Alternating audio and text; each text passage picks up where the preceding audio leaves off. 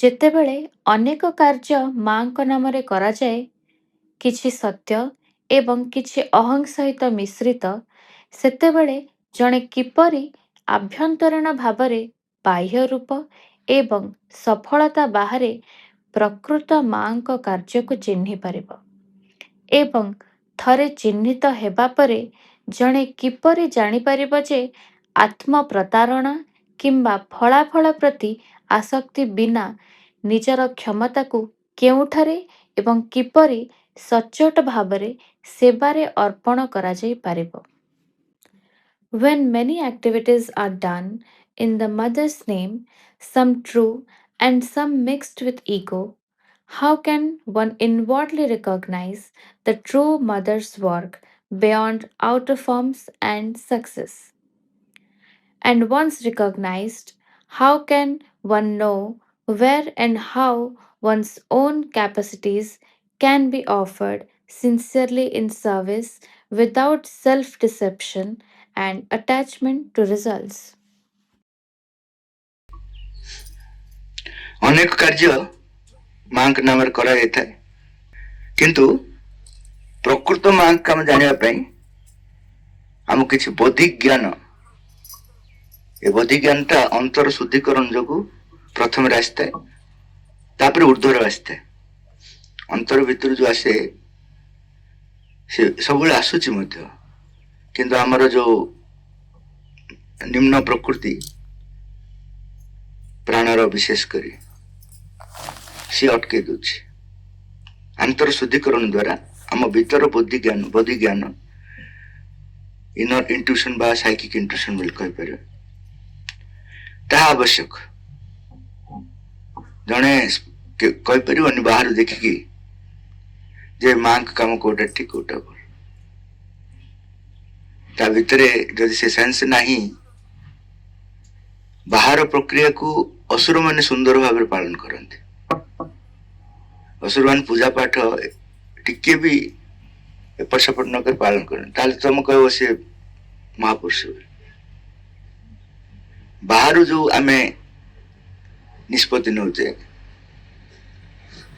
ତା ଠିକ ନୁହଁ। ବେଳେ ବେଳେ କୌଣସି ଗୋଟେ ଝଲକ ବାହାରେ ଦେଖାଯାଏ, କିନ୍ତୁ ସେଇଟା ମଧ୍ୟ ଚିହ୍ନିବା ପାଇଁ ଆମ ଭିତରେ କିଛି ବୌଦ୍ଧିକ ଜ୍ଞାନ ଦେବା ଦରକାର। ସେଥିପାଇଁ ମାଙ୍କୁ ପଚାରିଲେ, ମା ଜଣେ ଜାଗ୍ରତ ସତ୍ତାକୁ ଆମେ ଜାଣିବୁ କିପରି? ମା କହିଲେ, an awakened soul can recognize another awakened soul. ଜଣେ ଜାଗ୍ରତ ଆତ୍ମା ହିଁ ଆଉ ଜଣେ ଜାଗ୍ରତ ଆତ୍ମାକୁ ଚିହ୍ନି ପାରିବ। ରେଷ୍ଟାର କ୍ୟାରିକେଚର, ଓହ ତା ମୁହଁ ଦେଖିଲି ବାପରେ ଚମକି ଯାଉଛି, ସିଏ ପୁରାପୁରି ଭାବରେ ଅସୁନ୍ଦର ଦୁଶୁଛି, ଏହାର କୌଣସି ବାସ୍ତବତା ନାହିଁ। ଏବେ ପର୍ଯ୍ୟନ୍ତ ଭିତର ଏବଂ ବାହାର ସମନ୍ୱିତ ଭାବେ ପ୍ରକାଶିତ ହେଇନି। ଜଣଙ୍କର ବାହ୍ୟ ଶରୀର ବହୁତ ସୁନ୍ଦର ହେଇପାରେ କୁବ୍ଜା ଭଳି, କିନ୍ତୁ ଭିତରେ ସେ ଅନ୍ତରାତ୍ମାରେ ବହୁତ ଆଗକୁ ଯାଇପାରେ। ଆଉ ଜଣେ ଫିଲ୍ମ ଆକ୍ଟ୍ରେସେସ୍ ଭଳିଆ ସୁନ୍ଦର ଥାଇପାରନ୍ତି, କିନ୍ତୁ ତାଙ୍କ ଭିତରେ କିଛି ବି ସମ୍ଭାବନା ନଥିବ। ତେଣୁ ବାହାରର ଜିନିଷକୁ ଦେଖିକି ଯଦି ଆମେ ଭଗବାନ ବୋଲି କହିବା, ତାହେଲେ ସବୁ ଫିଲ୍ମ ଆକ୍ଟର୍ସ ମାନେ ଫାଷ୍ଟ ଲିଷ୍ଟକୁ ଆସିବେ। ଯେତେ ସବୁ ମହାପୁରୁଷ ସବୁ ରିଜେକ୍ଟେଡ ନାଇଁ, ଫିଲ୍ମ ଆକ୍ଟର୍ସ ସବୁ ଆସିବେ ନା ନାଇଁ? ଯଦି ସୁନ୍ଦରତା ଆମର ବେଶ ହବ, ବାହ କେତେ ସୁନ୍ଦର ଦୁଶୁଛି। ତେଣୁ an awakened soul can recognize another awakened soul. ଜଣେ ଜାଗ୍ରତ ଆତ୍ମା ହିଁ ଆଉ ଜଣେ ଜାଗ୍ରତ ଆତ୍ମାକୁ ଚିହ୍ନି ପାରିବ। ବହୁତ ଜଣ ପଚାରନ୍ତି, ଆମେ କେମିତି ବାବାଜୀ ମହାରାଜ ଚିହ୍ନିଲୁ, ଆମେ କେମିତି ମା ଶ୍ରୀ ଚିହ୍ନିଲୁ, ଆମର କଣ ଆତ୍ମା ଜାଗ୍ରତ ହେଇଯାଇଛି? ତମ ଚିହ୍ନିନ, ସେ ଚିହ୍ନେଇଛନ୍ତି। ତମର ସେ ଗୋଟେ ଅହଙ୍କାର ବି ଅଛି, ଆମେ ଚିହ୍ନିଦେଲୁ। ମନୋଜ ଦାସଙ୍କୁ ଯେତେବେଳେ ପଚରାଗଲା, ଆପଣ ତ ଏତେ ବଡ ମହାଜ୍ଞାନୀ, ସମଗ୍ର ବିଶ୍ୱ ପରିକ୍ରମା କରିଛନ୍ତି, ବହୁ ମାନେ ରାଜନୀତିରୁ ଆରମ୍ଭ କରି ସବୁ କ୍ଷେତ୍ରରେ ଆପଣ ପାରଙ୍ଗମ, ଏ ପଣ୍ଡିଚେରୀ ଗୁହାକୁ କାହିଁକି ବାଛି ନେଲେ? ସେ କହିଲେ, ମୂର୍ଖ କେମିତି ବାଛିବ ଭଗବାନଙ୍କୁ? ସାଧାରଣ ଲୋକ ଆସିକି ଟଙ୍କା ଦେଲେ ମୁଁ ବିଶ୍ୱାସ କରିଦେଇ ଦଉଛି, ରାସ୍ତାରେ ମତେ ପିଇକି ପଡିଥାଉଛି, ତାକୁ ଚିହ୍ନି ପାରୁନି। ଶ୍ରୀ ଅରବିନ୍ଦ ଚିହ୍ନି ପାରିବେ? से कृपा कले मु कृतज्ञ। जदि भगवान कृपा न करिवे बाह्य कौन सी सिम्पटम आप कहीपर। मत जन कहले श्री अरविंद भगवान केमती हेले मुझे कौन प्रोब्लेम कौन होची रात निद होनी ना से केमती हो ना जी जी भगवान हो ना कौन मुझे आपण लिस्ट श्रीकृष्ण अच्छा कि नहीं ना अच्छा केमती हेले से कहले जेल रे जन्म हेले लाइट जलीगला कबाट खोलीगला पछरे बासुकी ना गोड़ेला जमुना नदी पार पड़ेले शिवर जन्म होला बेले को लाइट जलला को कबाट खोलला को बासुकी नाब सान साप भी जाइथिला सान साप जाइथिला हाँ गोटे कही हाँ टिके टिके लगुच कौन साप गोड़ेनी जमुना नदी बाट छाड़ा आ सान नाल टाइप प्रयास कले केमती से भगवान हेले मुझे आप लिस्ट श्रीराम अच्छा कि ना आज्ञा अच्छा से जन्म होला लाइट जलनी से जन्म होला बेले कबाट खोलिनी से जन्म होला बासुकी साप जाइना कि जमुना नदी बाट छाड़नी आम प्रत्येक अवतार नुआ नुआ स्टोरी ना नुआ नुआ रूप ताले आमर जो ऑफिशियल ऑफिस अच्छा हाँ लास्ट टाइम धोती पिंधले ओके मयूर चूड़ थिला ओके हाँ से बसते भी बसुंट अतएव तुम भगवान आमर यही मेथड तो कौन आम ऑफिस रे काम करी करी बिल पास करी करी आम ये ही शिखीचु भगवान किए भी भगवान कहते आम पास कर से विचार आमर एप्रुवाल रे पास हे सब मूर्खामी भगवान को तुम जदि जान पार तुम से अभाग्य कारण से कृपा करके तुमको जन जी भी जान पूरा तो जान जी भी जान बिकज ऑफ हिम तुम्हें जब क्रेडिट नहीं जीव तुमठू गज मूर्ख आ किए ना पृथ्वी तुम कौन कैपेसिटी अच्छे कहल तुम जीवन रे देखीच केते सब ठकी कहीं से तुम से आखि कुआर पड़ेगा भगवान को चिन्हर आखि तुम अच्छी से आखि कुआर पड़ेगा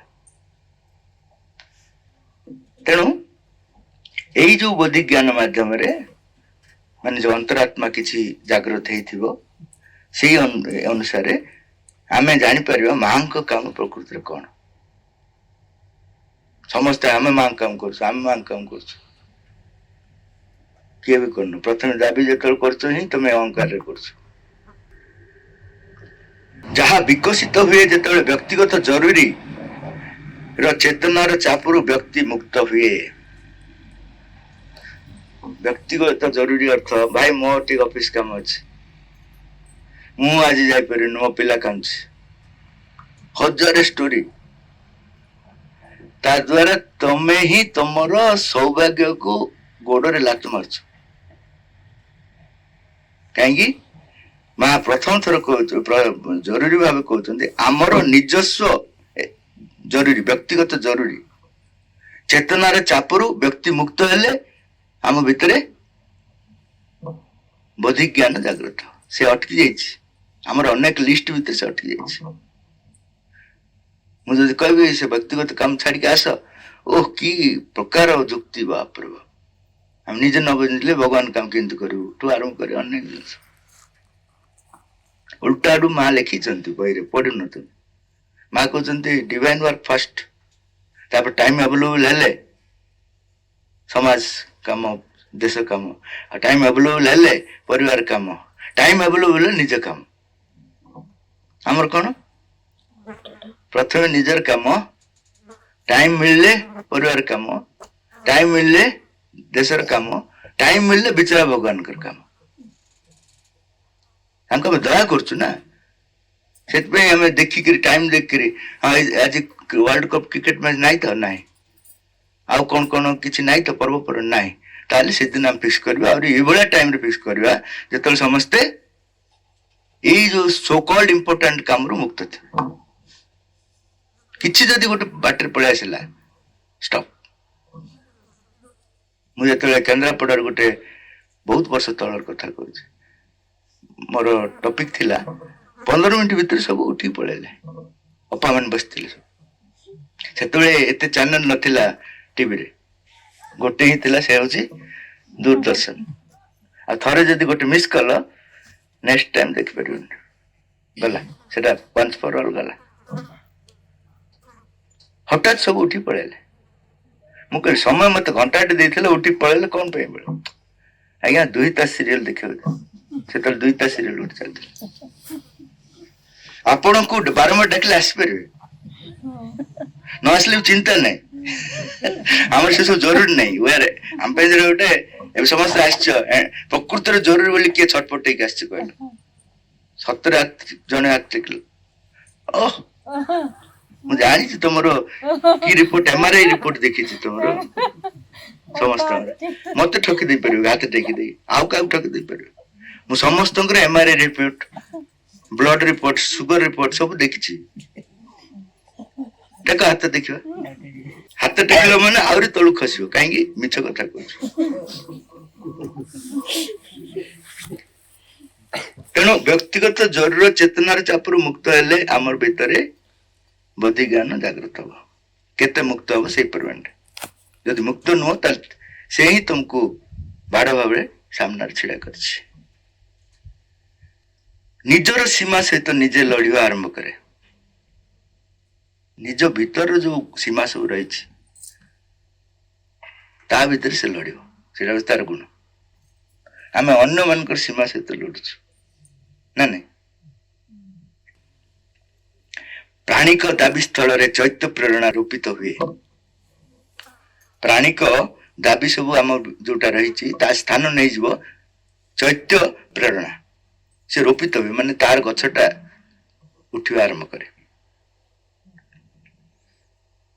आमे कौनसी अंतर विरोध बिना प्राणिक हताश बिना आम बिना कार्य जारी रही पारिबो बोली ज्ञानदायक सचेतनता सहित सब किछि आनंद करि परिबा सामर्थ्य सह आवश्यक हेले आनंद रे छाड़ियो मध्य प्रस्तुत हेबा पड़ियो बहुत गुरुत्वपूर्ण कथा से कहउचंती आम कार्य रे कोनोसी आंतर विद्रोह नथिबो मां काई करना तुम एत वर्ष लाणी करलेनी मां मत किछि असुविधा पके देले विभिन्न कंप्लेन सब आम भितर न कहले बते भितर केतन बाहर कहि दियंती आ केतन भितर भितर छटपट होन बाहर कह मा मा होतांती भितर किंतु एमती गाली करथांती कहबुन तेणु एई आंतर विद्रोह बिना प्राणिक हताश बिना आम बिना कार्य जारी रही पारिबो बोली ज्ञानदायक सचेतनता खाली कहीदेले हेनी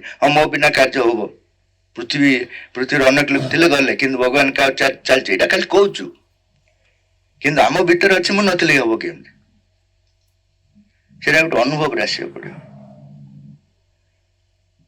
आनंद रे से कार्य को करने पड़ो जब दरकार पड़ला छाड़ा पड़ो तुम कह मुझे काम कली मो बिना अन्य जन कर पार सेटा नुह गोटे संगीत रे प्रत्येक वाद्य जंत्र गोटे गोटे समय रही अवधि रही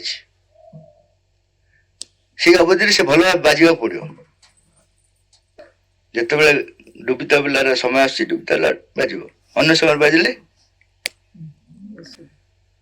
बंशी बहुत मधुर कि समय मधुर से गोटे समय आरंभ हम गोटे समय छाड़ा पड़ो से कह मुझे मधुर बोली तुम प्रशंसा कर छाड़ी कहीं डायरेक्टर कहला मधुर बंशी बहुत मधुर बोली स्पीच रे कहला आ ये छाड़ुनी कहीं ना आपण मधुर कहले सेतिकी ही मधुर सबुर गोटे निज निज स्थान अच्छे से से सुंदर फूल सुंदर ना नाक सुंदर कहला मु तो शुणनी समस्त फूल सुंदर कहते नाक सुंदर बोली तो किए कहना कहते नाक काटी फूल ता जगह से सुंदर जब से फूल भी देले फूल सुंदर सतरे किंतु नाक जगह जब फूल रही गला गोटे गोटे लगे देख सुपर्णरेखा वाले देखा जीव ना तेणु प्रत्येक जिनस गोटे अवधि रही तार इम्पोर्टेंस रही ता इम्पोर्टेंस पर से मिथ्या जिते भी महान जिनस ता समय से गुरुत्वपूर्ण अग्नि महान କୋଉଠି ଘର ଛାତ ଉପରେ ନା ଚୁଲିରେ?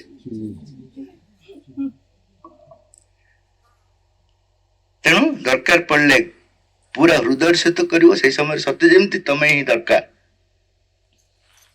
ଛାଡିବା ପାଇଁ ପଡିଲେ ସିଧା ଛାଡିବ। ଏବେ ଅଫିସରେ ଅଛ, ଟ୍ରାନ୍ସଫର ହେଇଗଲ ବାଙ୍ଗାଲୋରରୁ, ମନେକର ଓଡିଶା ପଳେଇ ଆସିଲ। ବାଙ୍ଗାଲୋର ଅଫିସ କାମ ବୁଝିବ କି? ହେଲୋ କେତେ ଦୂର ଗଲା, ଗତର ଇଏ କଣ କଲ ପଚାରିବ କି? ସରିଲା। ଆଉ ଜଣେ କିଏ ବୁଝିବ? ଭଗବାନ ତାର କାମ ବୁଝିବେ। ଯିଏ ଯୋଉଠି କାମ କରୁ, ମାଙ୍କ ଆଶ୍ରମରେ କାମ କରୁ, ପ୍ରତି ମୁହୂର୍ତ୍ତରେ ହୃଦୟ ସହିତ କରିବାର ସାମର୍ଥ୍ୟ, ହୃଦୟ ସହିତ ଛାଡିବାର ସାମର୍ଥ୍ୟ, ସିଏ କେବଳ ମାଙ୍କ କାମକୁ ଜାଣିପାରିବ, ଆଉ କିଏ ଜାଣିପାରିବନି। କାରଣ ମୁଁ ଅସ୍ତିତ୍ୱର ପ୍ରଭାବରୁ ମୁକ୍ତ ହଉଛ। ସେତେବେଳେ ମୁଁ ଅସ୍ତିତ୍ୱ ଅଛି, ମୁଁ ସେ ତାର ପ୍ରଭାବରୁ ମୁକ୍ତ ହେଲେ ହିଁ ଏସବୁ କରିପାରିବ, ନହେଲେ କେବେ କରିପାରିବ? ଆମର ବ୍ୟକ୍ତିଗତ ପସନ୍ଦ ଅପସନ୍ଦକୁ ଗୁରୁତ୍ୱ ଦେବା ପର୍ଯ୍ୟନ୍ତ ସଠିକ କାର୍ଯ୍ୟ କିଛି ଜଣା ପଡେ ନାହିଁ। କାହିଁକି? ପସନ୍ଦ ଅପସନ୍ଦକୁ ହିଁ ମାଙ୍କ ଇଚ୍ଛା ବୋଲି ଆମେ ତାକୁ କୋଟେସନ ବି ଦେଇଦଉ। ମା ଏଠି କହିଥିଲେ, ସେଠି କହିଥିଲେ। ମା ଲେଖିଛନ୍ତି ମୋଷ୍ଟ ଡେଞ୍ଜରସ୍ ହଉଛି ତମ ପସନ୍ଦ ଅପସନ୍ଦକୁ ପ୍ରେରଣା ବୋଲି କହିବା। ମୋ ପ୍ରେରଣା ଅନୁସାରେ ମୁଁ କରୁଛି, ମୋଷ୍ଟ ଡେଞ୍ଜରସ୍। କାରଣ ସିଏ ହିଁ ଭଗବାନ କାମ ଅଟକଉଛି। ଆଉ ତମେ ଭୁଲରେ ଭାବି ନେଇଛ ମୁଁ ଭଗବାନ କାମ କରୁଛି।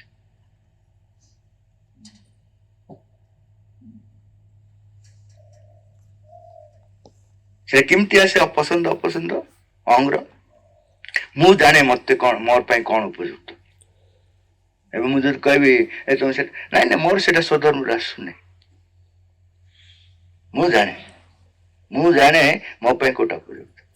ମୁଁ କହିବି ମା କହିଛନ୍ତି, ମା ସେଇଠି କହିଛନ୍ତି ପଣ୍ଡିଚେରୀରେ, ଏଠି ଆସିଥିଲେ ଏଇଟା ହିଁ କହିଥାନ୍ତି ମୁଁ ଯୋଉଟା କରୁଛି।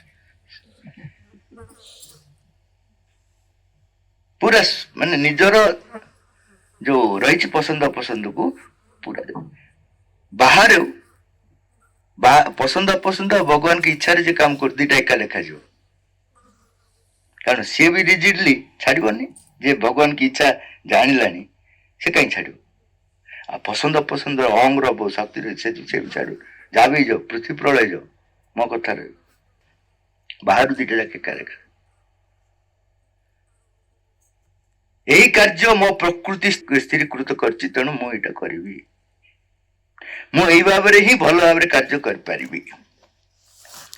ଏପରି କରି ଅହଂ ସବୁଠାରୁ ସୁରକ୍ଷିତ ଅନୁଭବ କରେ। କାରଣ ଏହା ମୋର ପ୍ରକୃତି। କାରଣ ସେତେବେଳେ ପ୍ରତିରୋଧ ସ୍ୱେଚ୍ଛାକୃତ ନୁହେଁ, ବରଂ ଯଥାର୍ଥ ବୋଲି ପ୍ରତୀୟମାନ ହୁଏ। ମୋ ଇଚ୍ଛା ମୁଁ କରିବି ବୋଲି କହୁନି ନା, ମୋର ପ୍ରକୃତି ଅନୁସାରେ ଏଇଟା ମୋର ସ୍ୱଧର୍ମ ବୋଲି କହୁଛି। କେତେ ବିନମ୍ର ଭାବରେ କହୁଛି, ଆମେ ମାନିଯାଉଛୁ। ସେଇଠି ସେ ଅହଂ ବହୁତ ସୁରକ୍ଷିତ ରହିଯାଉଛି। ଯୋଉଠି ଦାବି କରୁଛି ସେଠି ସୁରକ୍ଷିତ ରହିବା କଷ୍ଟ, କାରଣ ଅନ୍ୟମାନଙ୍କର ପ୍ରତିରୋଧ ଆସେ। ତୁ ତୋ ଇଚ୍ଛାରେ କଲେ, ମୁଁ ମୋ ଇଚ୍ଛାରେ କରିବି, କେତେ ପ୍ରତିରୋଧ। ଏଠି କହୁ ନାଇଁ ଭାଇ, ମୋର ପ୍ରକୃତି, ମୁଁ ସେତିକି ଜାଣିଛି, ମୋର ବେଶୀ ଜାଣିନି ଭାଇ। କେତେ ବିନମ୍ର ଦେଖୁନ। ସତେଜ ପୃଥିବୀରେ ସେ ସବୁଠୁ ବଢିଆ ଲୋକ ଲାଗିବ। ହଁ, ଭିତରେ ଲୁଚିକିରି ସୁନ୍ଦର ଭାବରେ ପ୍ରକାଶ କରିବ। ପସନ୍ଦ ଅପସନ୍ଦ ପରେ ଅହଂ ପାଇଁ ଏକ ସୁରକ୍ଷିତ କ୍ଷେତ୍ର ହେଇଯାଏ। ପ୍ରକୃତ କାର୍ଯ୍ୟ ଯଥାର୍ଥରେ ଆରମ୍ଭ ହୁଏ ଯେତେବେଳେ ଆମେ ନିଜକୁ ଶୂନ୍ୟ କରି ପ୍ରେରଣାକୁ ସ୍ଥାନ ଦେଇପାରିବା। ପ୍ରକୃତ କାର୍ଯ୍ୟ, ମାଙ୍କ କାର୍ଯ୍ୟ, ନିଜକୁ ଶୂନ୍ୟ କରି ମାଙ୍କ ପ୍ରେରଣାକୁ ସ୍ଥାନ ଦେଇପାରିବା। ସାମ୍ପ୍ରଦାୟିକତା ଭାବନାର ଊର୍ଦ୍ଧ୍ୱରେ ଏକ ସର୍ବସମାବେଶୀ ସମନ୍ୱିତ ଚେତନା। ସାମ୍ପ୍ରତିକ ଚେତନା ଅର୍ଥ କିଏ କୋଉ ହିସାବରେ ଭାବୁଛି, ଖାଲି ଧର୍ମ ସ୍ତରରେ ନୁହଁ, ବିଜ୍ଞାନ ସ୍ତରରେ ଭାବିକି ସେ କହୁଛି ଏଇଟା ହିଁ ସତ୍ୟ। ସମାଜବାଦୀ ମାନେ ତାଙ୍କ ହିସାବରେ କହିବେ। ଏ ସବୁ ସାମ୍ପ୍ରଦାୟିକତା, କାରଣ ସାମଗ୍ରିକତା ତା ଭିତରେ ନାହିଁ। ସବୁ ଦୃଷ୍ଟିରୁ ସେ ଦେଖିପାରୁନି, ତେଣୁ ସେ ଆମକୁ ଠିକ ରାସ୍ତାରେ ନେଇପାରିବ ନାହିଁ। ମୁଁ ମୋ ଦୃଷ୍ଟିରେ ଦେଖିଲି, ମୁଁ ମନେକର ଖ୍ରୀଷ୍ଟିଆନ, ମୁଁ ମୋ ଖ୍ରୀଷ୍ଟ ଦେଖିଲି, ମୁଁ ହିନ୍ଦୁ ଆଉ ଗୋଟେ ଦୃଷ୍ଟିରେ ଦେଖିଲି। ସେ ସବୁ ଭଗବାନଙ୍କର ଦୃଷ୍ଟି ନୁହଁ। ଭଗବାନ ସବୁକୁ ଏକା ସାଙ୍ଗେ ଦେଖୁଛନ୍ତି। ତେଣୁ ସାମ୍ପ୍ରଦାୟିକ ଦୃଷ୍ଟି ଭାବନାରୁ ଜଣେ କେମିତି ମୁକ୍ତ ହବ? भगवान सहित ओतप्रोत भाव जड़ित हेले प्रथमे से जानीपारे दृष्टिटा कौन किंतु परिचालित हो से पर जान ठीक परिचालित तापरे जो तुम भीतर सामर्थ्य आसो से तुमको से दृष्टि देवे दृष्टि पर किंतु करे नेबे सहित जोड़ी गले जो कम टी सामग्रिक दृष्टि या माल को लिखुन राइट एटीट्यूड जदि यथार्थ मनोभाव थाए भगवान को नहीं सब काम कर मनोभाव थाए ताले सी सामग्रिक दृष्टि कम कर किंतु जान पारे से सामग्रिक दृष्टि कर तार अंतरात्मा जागृत हेले से दृष्टि मिल जी ऊपर को उठ एवं जाए माँ स्तर को किए उठी ना एपरिक माने बहुत उच्चतर साधक किंतु माँ से जड़ित हो पारे बहुत ऊपर को उठिकी सहित एकत्व हवा शेष कथा कि सहित जड़ित हवा इंटीमेसी डेवलप कर समस्त संभव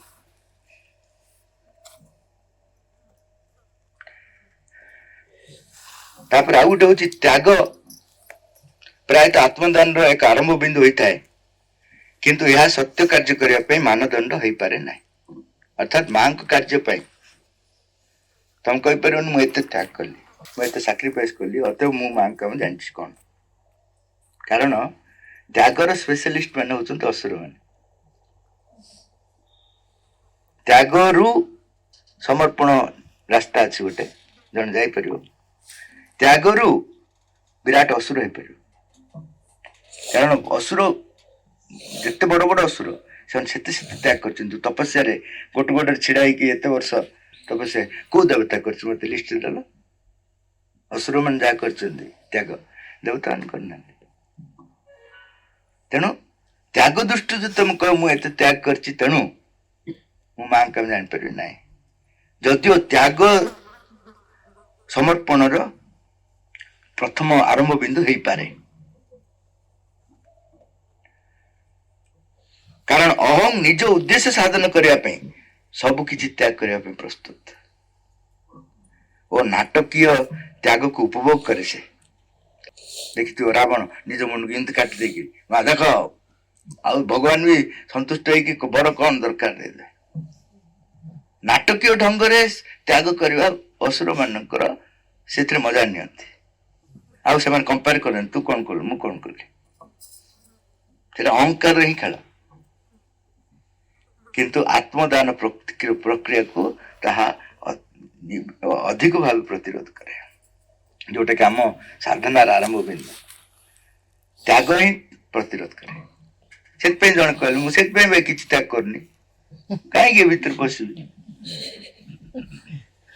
आप माँ काम त्याग कर समय दियो पैसा दियो कि ना यही असुर हो संभावना हाँ क्या ये उत्तर भल लगे कंजूस मान को निश्चय भल लगे मैंने जी जो प्रकृति थी बहुत भल लगे अरे मुझा तो खोजुली माँ भिकारी मान को दान देवा मना कर प्रथम भगवान को देखिली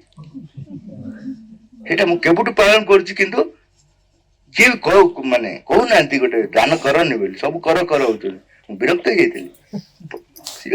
बेस्ट क्या किसी दियोनी सब किसी कह पढ़ना अरे तुम सब किसी दे तुम पाखे कौन रब भिकारी सब किसी माँ को देदेल तेना तुम अधिकार कौट रहा भिकारी को दब चंपकलाल कहले मु मोर आखि दान करने चाहिए मैं से तोर कि मोर तू तो अलरेडी सब दे कहू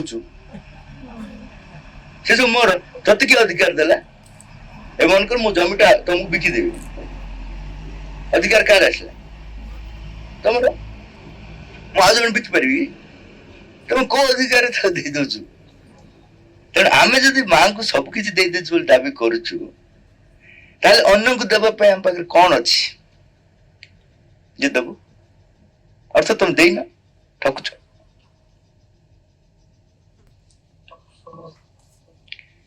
यथार्थ कार्य को चिन्हवा आउ एक गुरुत्व विषय हूँ मुक्त रहिबार क्षमता एटा बहुत कष्ट ମୁକ୍ତ ରହିବାର କ୍ଷମତା କୋଉଠୁ ଗୌରବମୟ ଅତୀତରୁ। ତମେ 5 ମିନିଟ୍ ଅତୀତରେ କଣ କରୁଛ କହିବ, ଦେଖ ଭାଇ ଏମିତି କରିଥିଲି। ଇଏ କହୁଥିଲେ ସତ୍ୟପ୍ରେମ ମାଙ୍କୁ, ମା କହିଲେ ଷ୍ଟପ୍ ଇଟ୍ ଫର୍ ଟ୍ରାନ୍ସଫର୍ମେସନ। ଅତୀତ ଯେତେ ବି ଗୌରବମୟ ହଉ, ଯେତେ ବି ସୁନ୍ଦର ହଉ, ଭବିଷ୍ୟତ କାମରେ ଲାଗିପାରିବନି। ମୋଟର ସାଇକେଲଟା ଯେତେ ଭଲ ହେଇଥିବ, ଏରୋପ୍ଲେନ ଲାଗିପାରିବ? ଯୋଉ କାମଟା ତା ପାଇଁ ସୁନ୍ଦର, ପରବର୍ତ୍ତୀ କାର୍ଯ୍ୟ ପାଇଁ ଆବଶ୍ୟକ ନାହିଁ। ଗୌରବମୟ ଅତୀତରୁ ମୁକ୍ତ ରହିବ। ସାମାଜିକ ନିୟମ, ପ୍ରଥା, ଆନୁଷ୍ଠାନିକତା, ଫଳାଫଳରୁ ମୁକ୍ତ ହବ ବୋଲେ ସେମାନେ ଯତ୍ନ ବି କରୁନାହାନ୍ତି। ମା କହିଲେ ସେ କଣ ମିଳିବ, ଆମେ କଲେ କଣ ଲାଭ, ଆମେ ତ ନବୁନି ନା। ସେଇଟା ନୁହଁ, 100% ଯତ୍ନ ନବ ଯେମିତି ନେବା କଥା, କିନ୍ତୁ ସେଠୁ କିଛି ପାଇବାର ଆଶା ରଖିନଥିବ।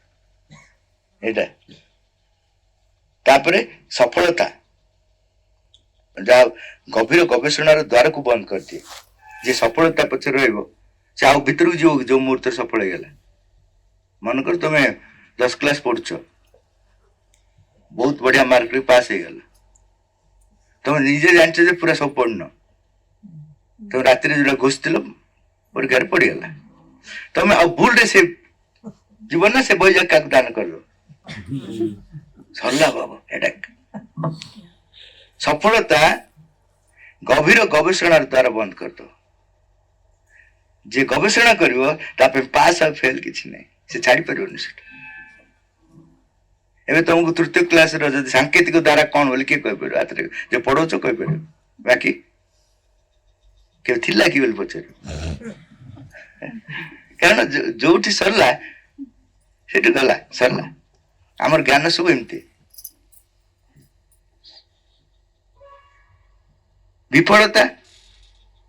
ବିଫଳତା ଯୋଗୁ ପ୍ରତ୍ୟାହାରର ଯଥାର୍ଥତା